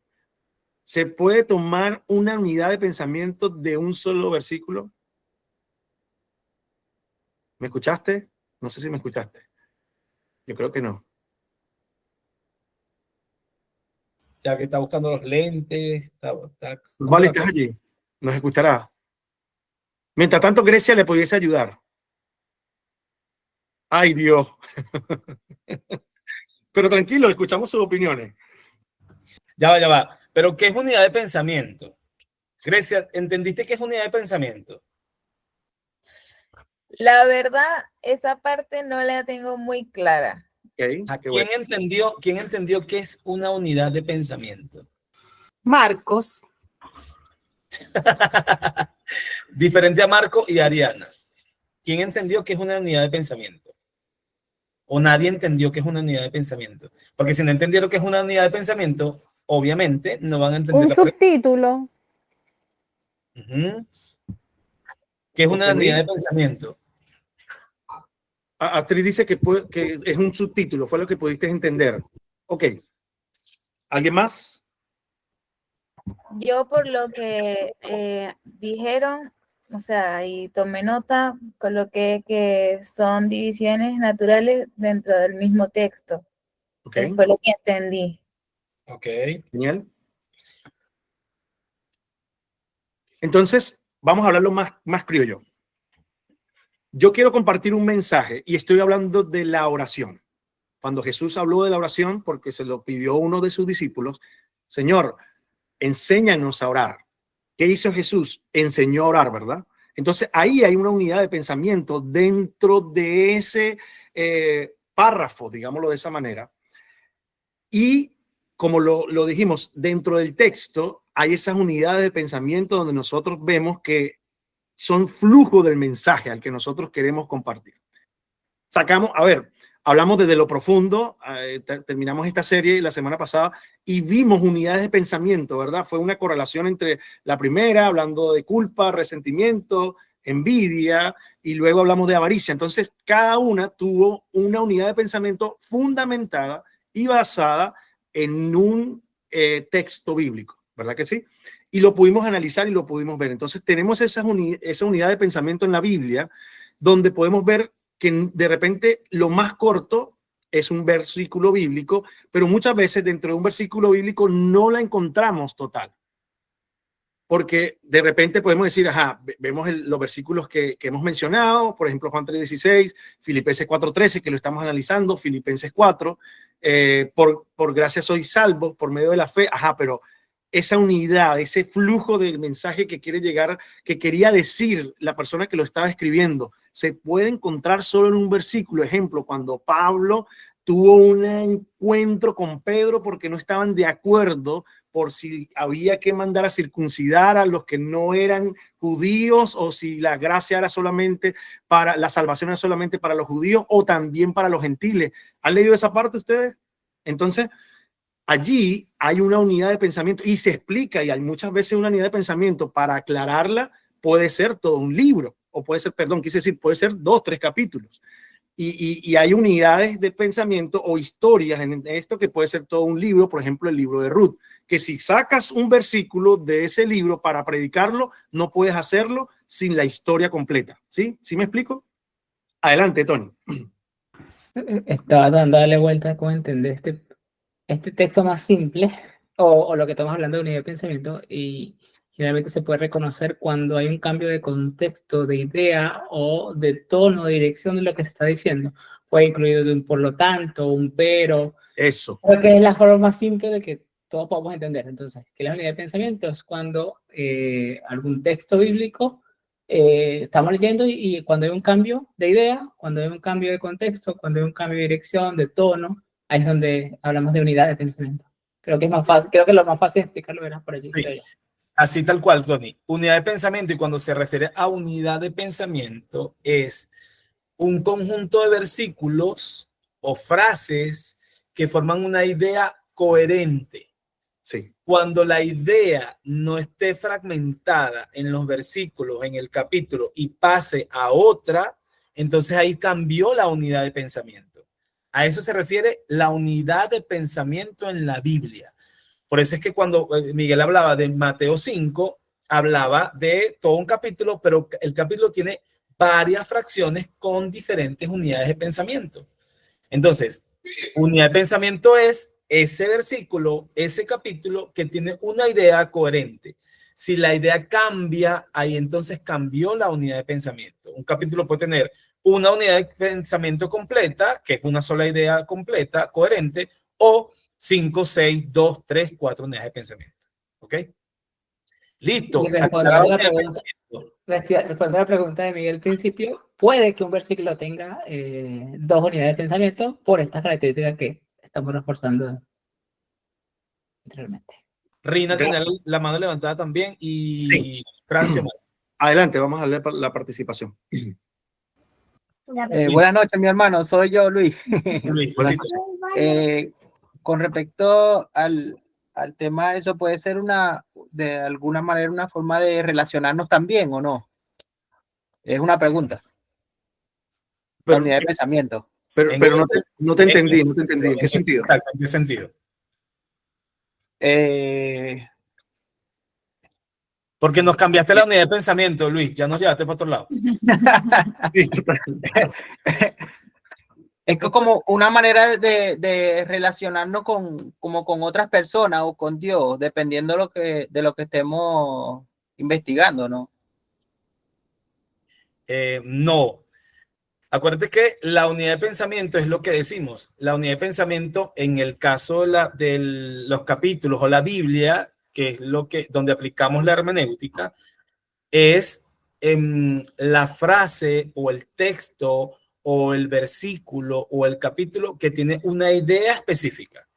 No sé, hay un capítulo estoy hablando cualquier cosa, Lucas, que habla de la oración, y tú empiezas a leer oración, pero de repente empieza a hablar del matrimonio, o no el matrimonio, porque si no lo habla la Biblia, pero habla de los esposos, o de los deberes conyugales, o cantares, que habla de una cosa y después salta a otra. Ahí, cuando salta a otra idea, saltó de unidad de pensamiento, cambió la idea principal.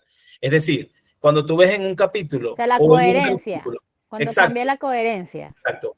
Lees un versículo, el versículo habla del perdón y resulta después que pasa y salta a el pecado, tú dices, ok, aquí ya cambió la unidad de pensamiento porque cambió la idea del versículo que estoy leyendo, ok. Eso es unidad de pensamiento. Cuando cambia la coherencia. En fin, pastor, cuando son unidades de pensamiento, esos versículos tienen que tener congruencia. Exacto. Cuando ya cambió la idea uno con otro, ya ahí tienes dos unidades de pensamiento. Listo, cambió una tercera idea, 3 unidades de pensamiento. Listo, hay una cuarta cosa aquí, o una cuarta unidad de pensamiento. O sea, puede haber en un capítulo 7 unidades de pensamiento, 2 unidades de pensamiento, o un capítulo completo que tiene una unidad de pensamiento. Cuando cambie el tema, ahí ya cambió la unidad de pensamiento. ¿Qué es lo más importante acá? Que nosotros podamos entender que de repente no es leer por leer, ¿no? Como que, bueno, yo de aquí, de este capítulo, saco este versículo y creo que se puede relacionar con Apocalipsis 20, entonces me voy para allá. Creo que puede ser. Puede ser que sí tenga relación, pero también puede que no, y que nosotros estemos añadiéndole al texto a través de esta manera. Y es importante que podamos analizar dónde esa idea de pensamiento puede ser respaldada a través de otro contexto. Marco, adelante. Miguel, el ejemplo que tú habías usado en cuanto al Sermón del Monte es muy bueno, porque a pesar de que vemos muchas unidades de pensamiento, porque Jesús habla del perdón, habla de oración, del juzgar a los demás, si se dan cuenta, cuando leemos el 8, comienza muy explícito, dice, cuando descendió Jesús del monte, le seguía mucha gente y vino un leproso y ya, o sea, ya no está dando un sermón. Aquí ya bajó del monte y empezó a sanar gente. Ya se acabó el sermón. Lo muestra en el 8. Luis fue el leproso que entró en el sermón del monte. Que cambió la unidad del pensamiento. Ahí está. No, mira, y cuando hablamos de Filipenses 4:13, porque la unidad de pensamiento básicamente te ayuda a no sacar el versículo fuera de contexto. Por eso es que cuando hablamos de Filipenses 4:13, que dice, todo lo puedo en Cristo que me fortalece, tú dices, aquí cambió la unidad de pensamiento. Yo la cambié. Es que, ¿por qué? Porque está hablando de otra cosa totalmente distinta. Ahí te das cuenta que cambias tú la unidad de pensamiento, porque el versículo habla de otra cosa. Por eso es que hay que tener cuidado y leer específicamente, realmente, antes, después, porque si no, entonces sacas de contexto algo que no tiene nada que ver. Por eso es que la unidad de pensamiento te ayuda a estructurar lo que realmente dice el capítulo, el versículo o la palabra que estés leyendo. Sí, tal cual. No sé si es Ander o Rosmary que tiene la manito arriba. Adelante. Yo por aquí. Ahora sí, pastor, voy a hablar. Bueno, aquí pensando todo referente a la unidad de pensamiento, también hay que irnos al Nuevo Testamento con el tema de los discípulos, porque por lo menos Mateo habla, en Lucas también habla lo mismo que habla Mateo de ciertos hechos que hizo Jesús, y en Marcos igual. O sea, esos mismos hechos confirman una y otra vez esa unidad de pensamiento. Entonces, eso es otro hecho. Por lo menos el Sermón del Monte está reflejado en los 3 libros. El de los leprosos está reflejado en los 3 libros.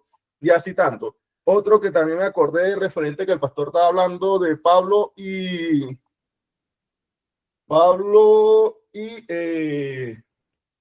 Pedro mencioné. Ajá, Pablo y Pedro. Que mucha gente, cuando Pablo se incorpora a hablar, Pablo hablaba desde la gracia. ¿Por qué? Porque él no conoció al Señor. Entonces mucha gente decía, no, yo soy de Pablo, no, yo soy de Pedro. ¿Por qué? Porque uno anduvo con el Señor, era su mano derecha, y es más, hasta le cambió el nombre de Simón a Pedro, Roca. Entonces decía, no, esta es la iglesia. ¿Ya? Entonces mucha gente decía, no, que a mí me gusta mucho él porque él dice que solamente, o entendía que solamente los judíos eran los que son llenos de la gracia. Y Pablo decía, no, mira, yo soy romano, también soy judío, y también la gracia es para los demás. No es solamente para los que son judíos, no, sino es para que cree en el Señor. Entonces ahí Pablo mandó una carta, hey, no eres de Pablo, no eres de Pedro, sino eres de Cristo. Entonces ahí también cortó eso, o estoy mal. Claro, Pablo, te entiendo lo que quieres comentar. O sea, Pablo hizo una aclaración allí y entiendo lo que quieres decir con respecto a lo último que mencionaste. Ahora, es importante que tengamos claro de las unidades de pensamiento. Por ejemplo, en su guía aparece Daniel 9, otra vez dándoles un ejemplo de lo que es el capítulo de Daniel 9. Ahora, dijimos que hay varios tipos o cómo nosotros determinamos esas unidades de pensamiento, cómo las analizamos. Y lo vimos que, bueno, no las terminé de mencionar, pero puede ser en un versículo, en párrafos. Ya hay Biblias que lo mencionábamos, están en los párrafos, grupo de versículos que desarrollan una idea central, y esto es importante, ¿verdad? Y ya están señalados. Algunas no, otras sí. Una sesión o un bloque temático. Hay un tema, ¿sí? Que se encierra completamente y es un conjunto de párrafos dentro de un mismo tema. Ejemplo, una parábola, un discurso, una profecía. Entonces se encierra y puede ocupar 1, 2 capítulos para tener esa misma idea de pensamiento. Y ahora vemos, por ejemplo, los capítulos. Entonces, cuando vemos los capítulos, es una división práctica que fue añadida para nosotros, pero no, la Biblia no tenía esto antes, ahora lo tiene. Y eso, pues, como lo digo, tenemos esos subtítulos algunas veces que nos diferencian. Y una unidad literaria, ya una unidad de pensamiento literaria, es un fragmento mayor que contiene un inicio, un desarrollo y una conclusión. Ejemplo, una carta completa, una narrativa, una profecía extensa, una historia de un rey, que por lo menos para que usted lea la historia de un rey tiene que leer varios capítulos para poder tener esa unidad literaria. Ejemplo de esto, como lo dije, el libro de Ruth. El libro de Ruth necesitas tener la historia completa. O sea, no puedes hablar de Ruth sin saber quién le ayudó, qué fue lo que pasó, cómo oró, de dónde, qué fue lo que hizo realmente Ruth. Y eso es importante. Ahora, ¿cómo identificar una unidad de pensamiento? Lo mencionaba muy bien Tony. Para reconocerla se puede observar cambio de tema o de locación. Marco también lo mencionaba, ya Jesús bajó del monte, obviamente ahí cambió la unidad de pensamiento. Introducción de personajes nuevos, ya también cuando viene un personaje nuevo, hay otro comentario, allí de una vez te dice, hey, aquí cambió, hay una unidad de pensamiento diferente. Conectores también que tenemos, como lo explicó Julio la semana pasada, por tanto, luego, después y otros. Entonces tienen un inicio y un cierre claro de una acción o una enseñanza. Ejemplo práctico de Daniel, vamos a verlo. Lo tienen allí en su guía. Hay dos líneas de pensamiento, 2 unidades de pensamiento dentro del mismo capítulo. Del versículo 1 al 3 tenemos la introducción de Daniel y el estudio del libro de Jeremías, de la profecía de Jeremías. ¿Y cuál es el contenido en estos 3 versículos? Bueno, Daniel comprende la profecía de los 70 años. Luego, una oración de confesión. Desde el versículo 4 hasta el versículo 19, Daniel intercede por Israel con arrepentimiento. Y en la última parte, del versículo 20 al 27, está la respuesta de Dios y viene la profecía de las 70 semanas. Entonces vemos 2 unidades de pensamiento bastante quizás hasta diferentes una de otra, pero vemos que todo tiene una correlación. Una oración, una revelación primero a Daniel de la profecía de Jeremías, una oración de arrepentimiento y misericordia, y luego una respuesta de Dios a través del ángel Gabriel. Vemos ahí una unidad de pensamiento en el capítulo que se puede entender. Ahora, nos queda un poquito de tiempo y su guía, nuestra guía, nos da una aplicación práctica. Vamos a abrir nuestras Biblias en Nehemías capítulo 1, versículo 1 al 11. A mí me gusta hacer estas aplicaciones. ¿Por qué me gusta? Porque nos sacan de dudas y además nosotros saber también nos ayuda si el tema quedó claro, o por lo menos lo más claro posible. No me gusta esa palabra por lo menos porque es como que la estamos bajando el tabulador, así que la voy a sacar. Perdónenme, pero la voy a sacar. Si quedaron claros de lo que estamos hablando, ¿ok? Nehemías capítulo 1, versículo 1 al 11. Esa va a ser la aplicación práctica de hoy o el ejercicio que tenemos para hoy. ¿Qué vamos a hacer con Nehemías 1 del 1 al 11? Le vamos a dar 7 minutos desde ahora para que usted, por favor, haga la mayor cantidad posible de observaciones a este texto. La mayor cantidad posible de observaciones ya con la información que tiene. ¿Quién lo dijo? ¿Para qué lo dijo? ¿Por qué lo dijo? Aquí hay una unidad de pensamiento. ¿Qué hay aquí? ¿Qué se encuentra? Un pacto perpetuo. La mayor cantidad de observaciones con los dos pasos que ya tenemos, el que nos dio Julio y el de ahora. Anótenlo, subrayenlo, destáquenlo, hagan lo que puedan hacer. Tienen 7 minutos para hacerlo. Le voy a dar ese tiempo. Y el tiempo corre ya.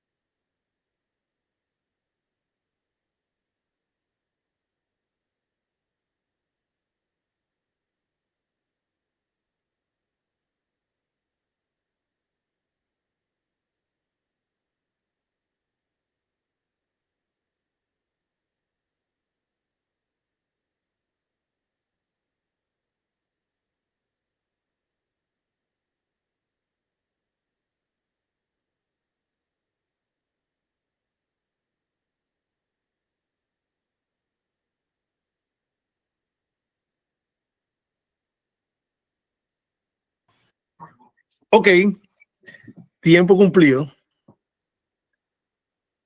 La idea aquí es que tengan observaciones. Pueden ser 2, 3, tranquilos, que no queremos con este ejercicio que ustedes se sientan presionados a conseguirlas todas, pero sí que si analizaron 2 y se dieron cuenta, decimos, oye, estuvo bien lo que pudimos dar de estas herramientas. ¿Algún voluntario para no hacerlo democráticamente? Ajá, Ariana, adelante. Bueno, lo primero que fue, ¿quién lo dijo? Nehemías. Esa es la más fácil.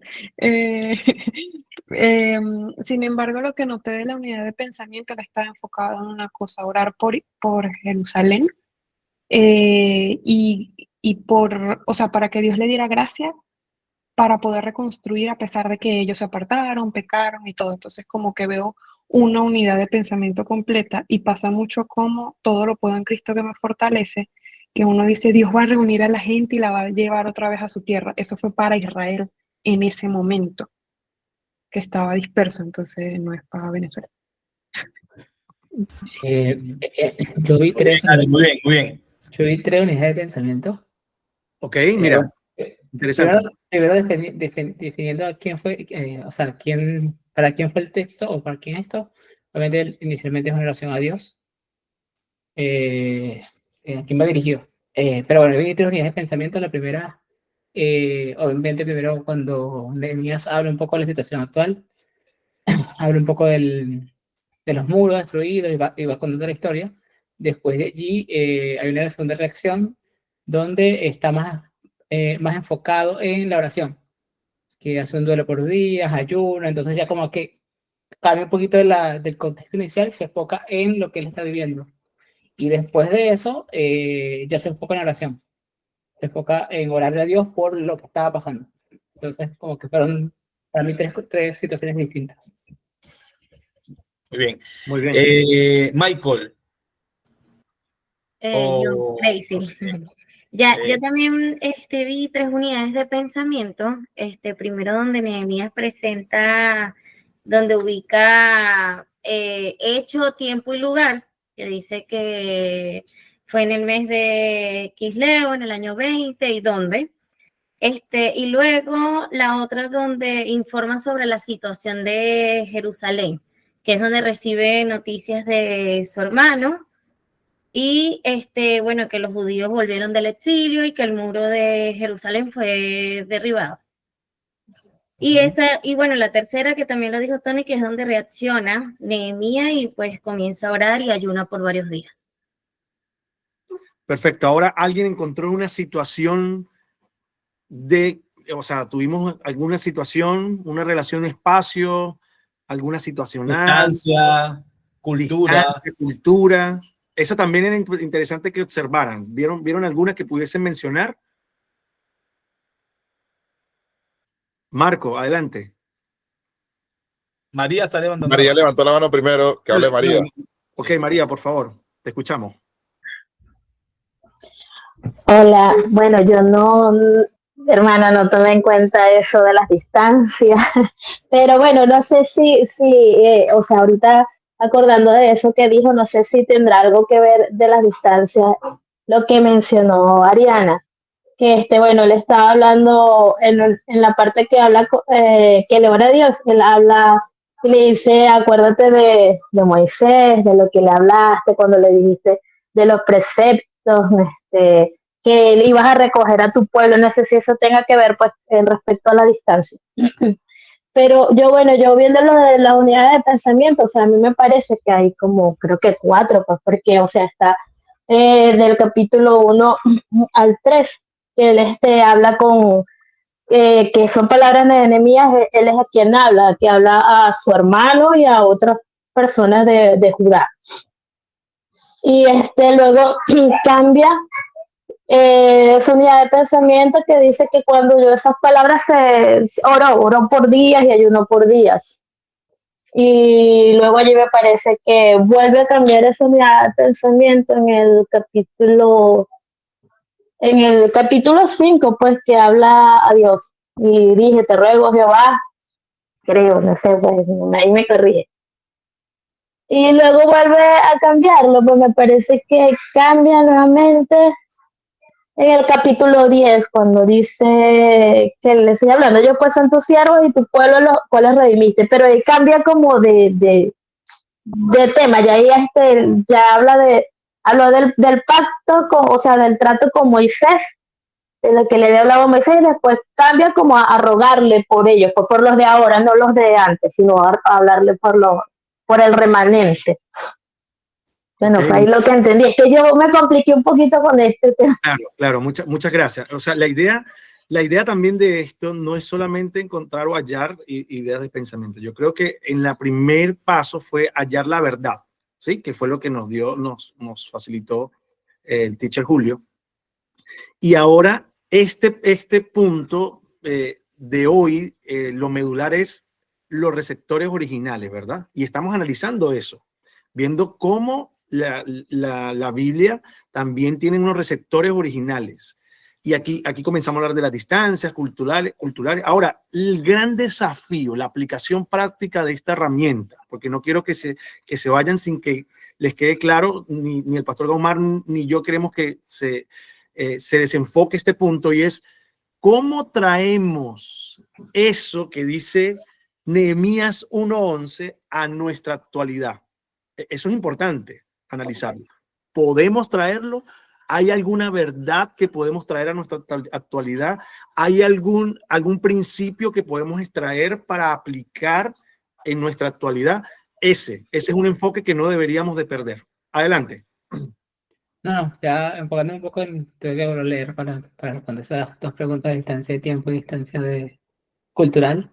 Y yo creo que un poco enfocándonos en esos dos puntos, primero en la instancia cultural es que hoy en día no tenemos divisiones como por murallas por cultura, ni como para dividirnos. En ese momento las murallas para ellos no son divisiones entre una cultura y otra.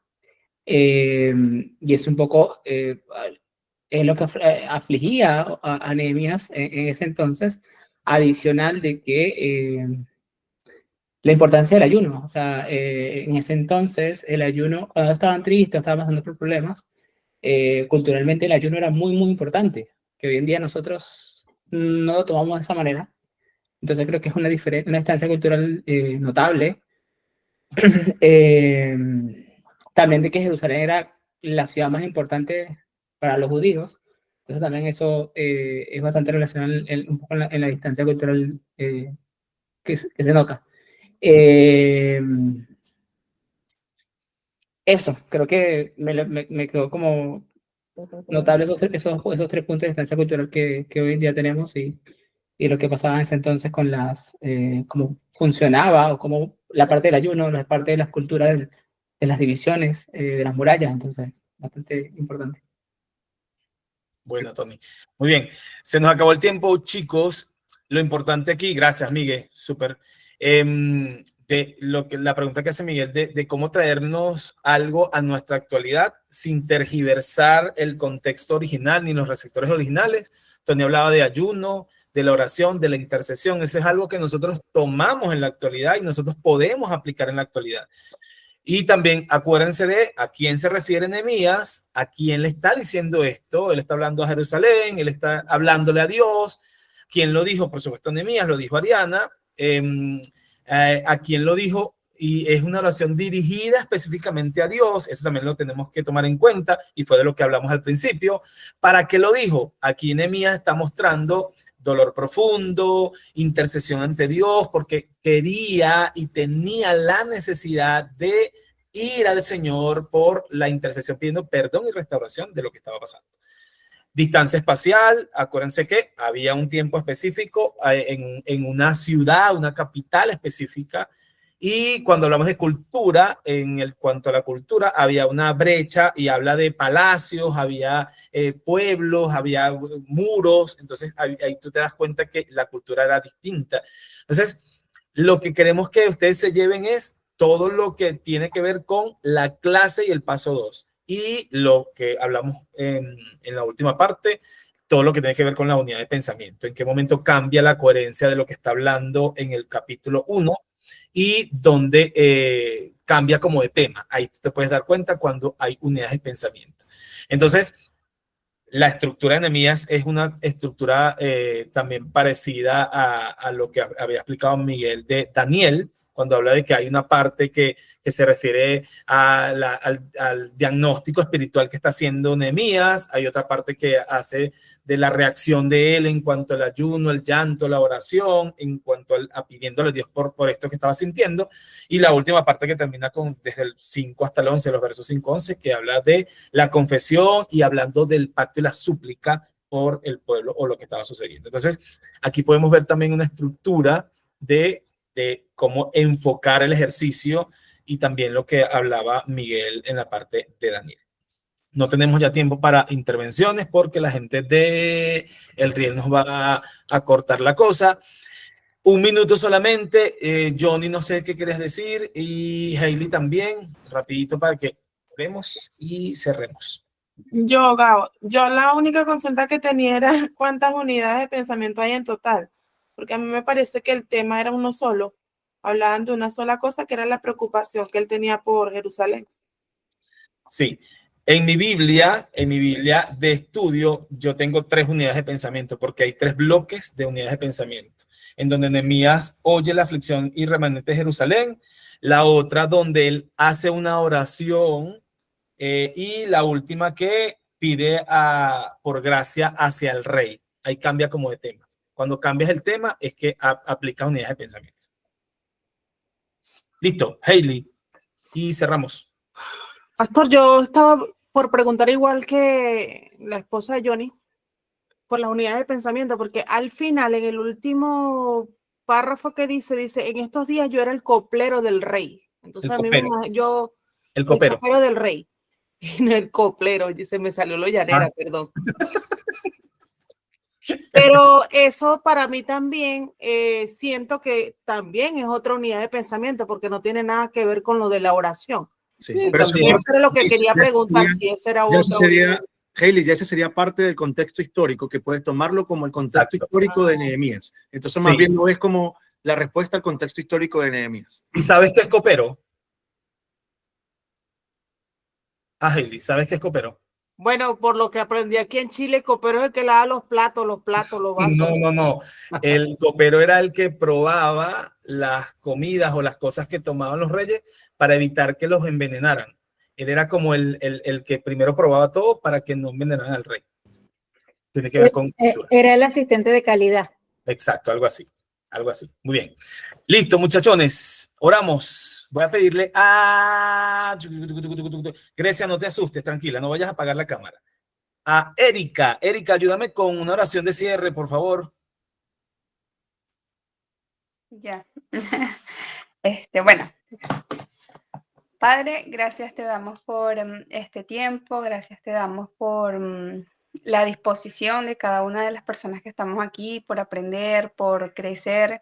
Gracias por la vida de los facilitadores, Señor, que tú les has entregado estos dones y estos talentos para enseñar, Señor, para educarnos. Gracias por darles sabiduría, gracias por edificar en ellos maestros de la palabra, Señor, y gracias por la manera en que lo llevan.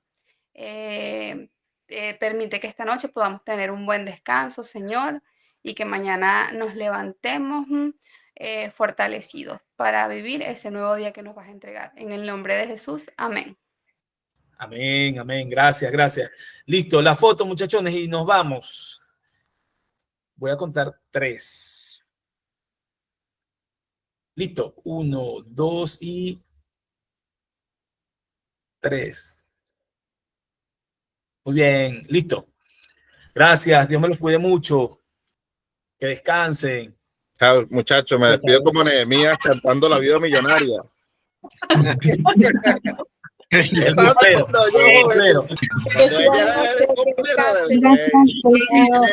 de Guanare. Bendiciones, que descansen. Chao, abrazo.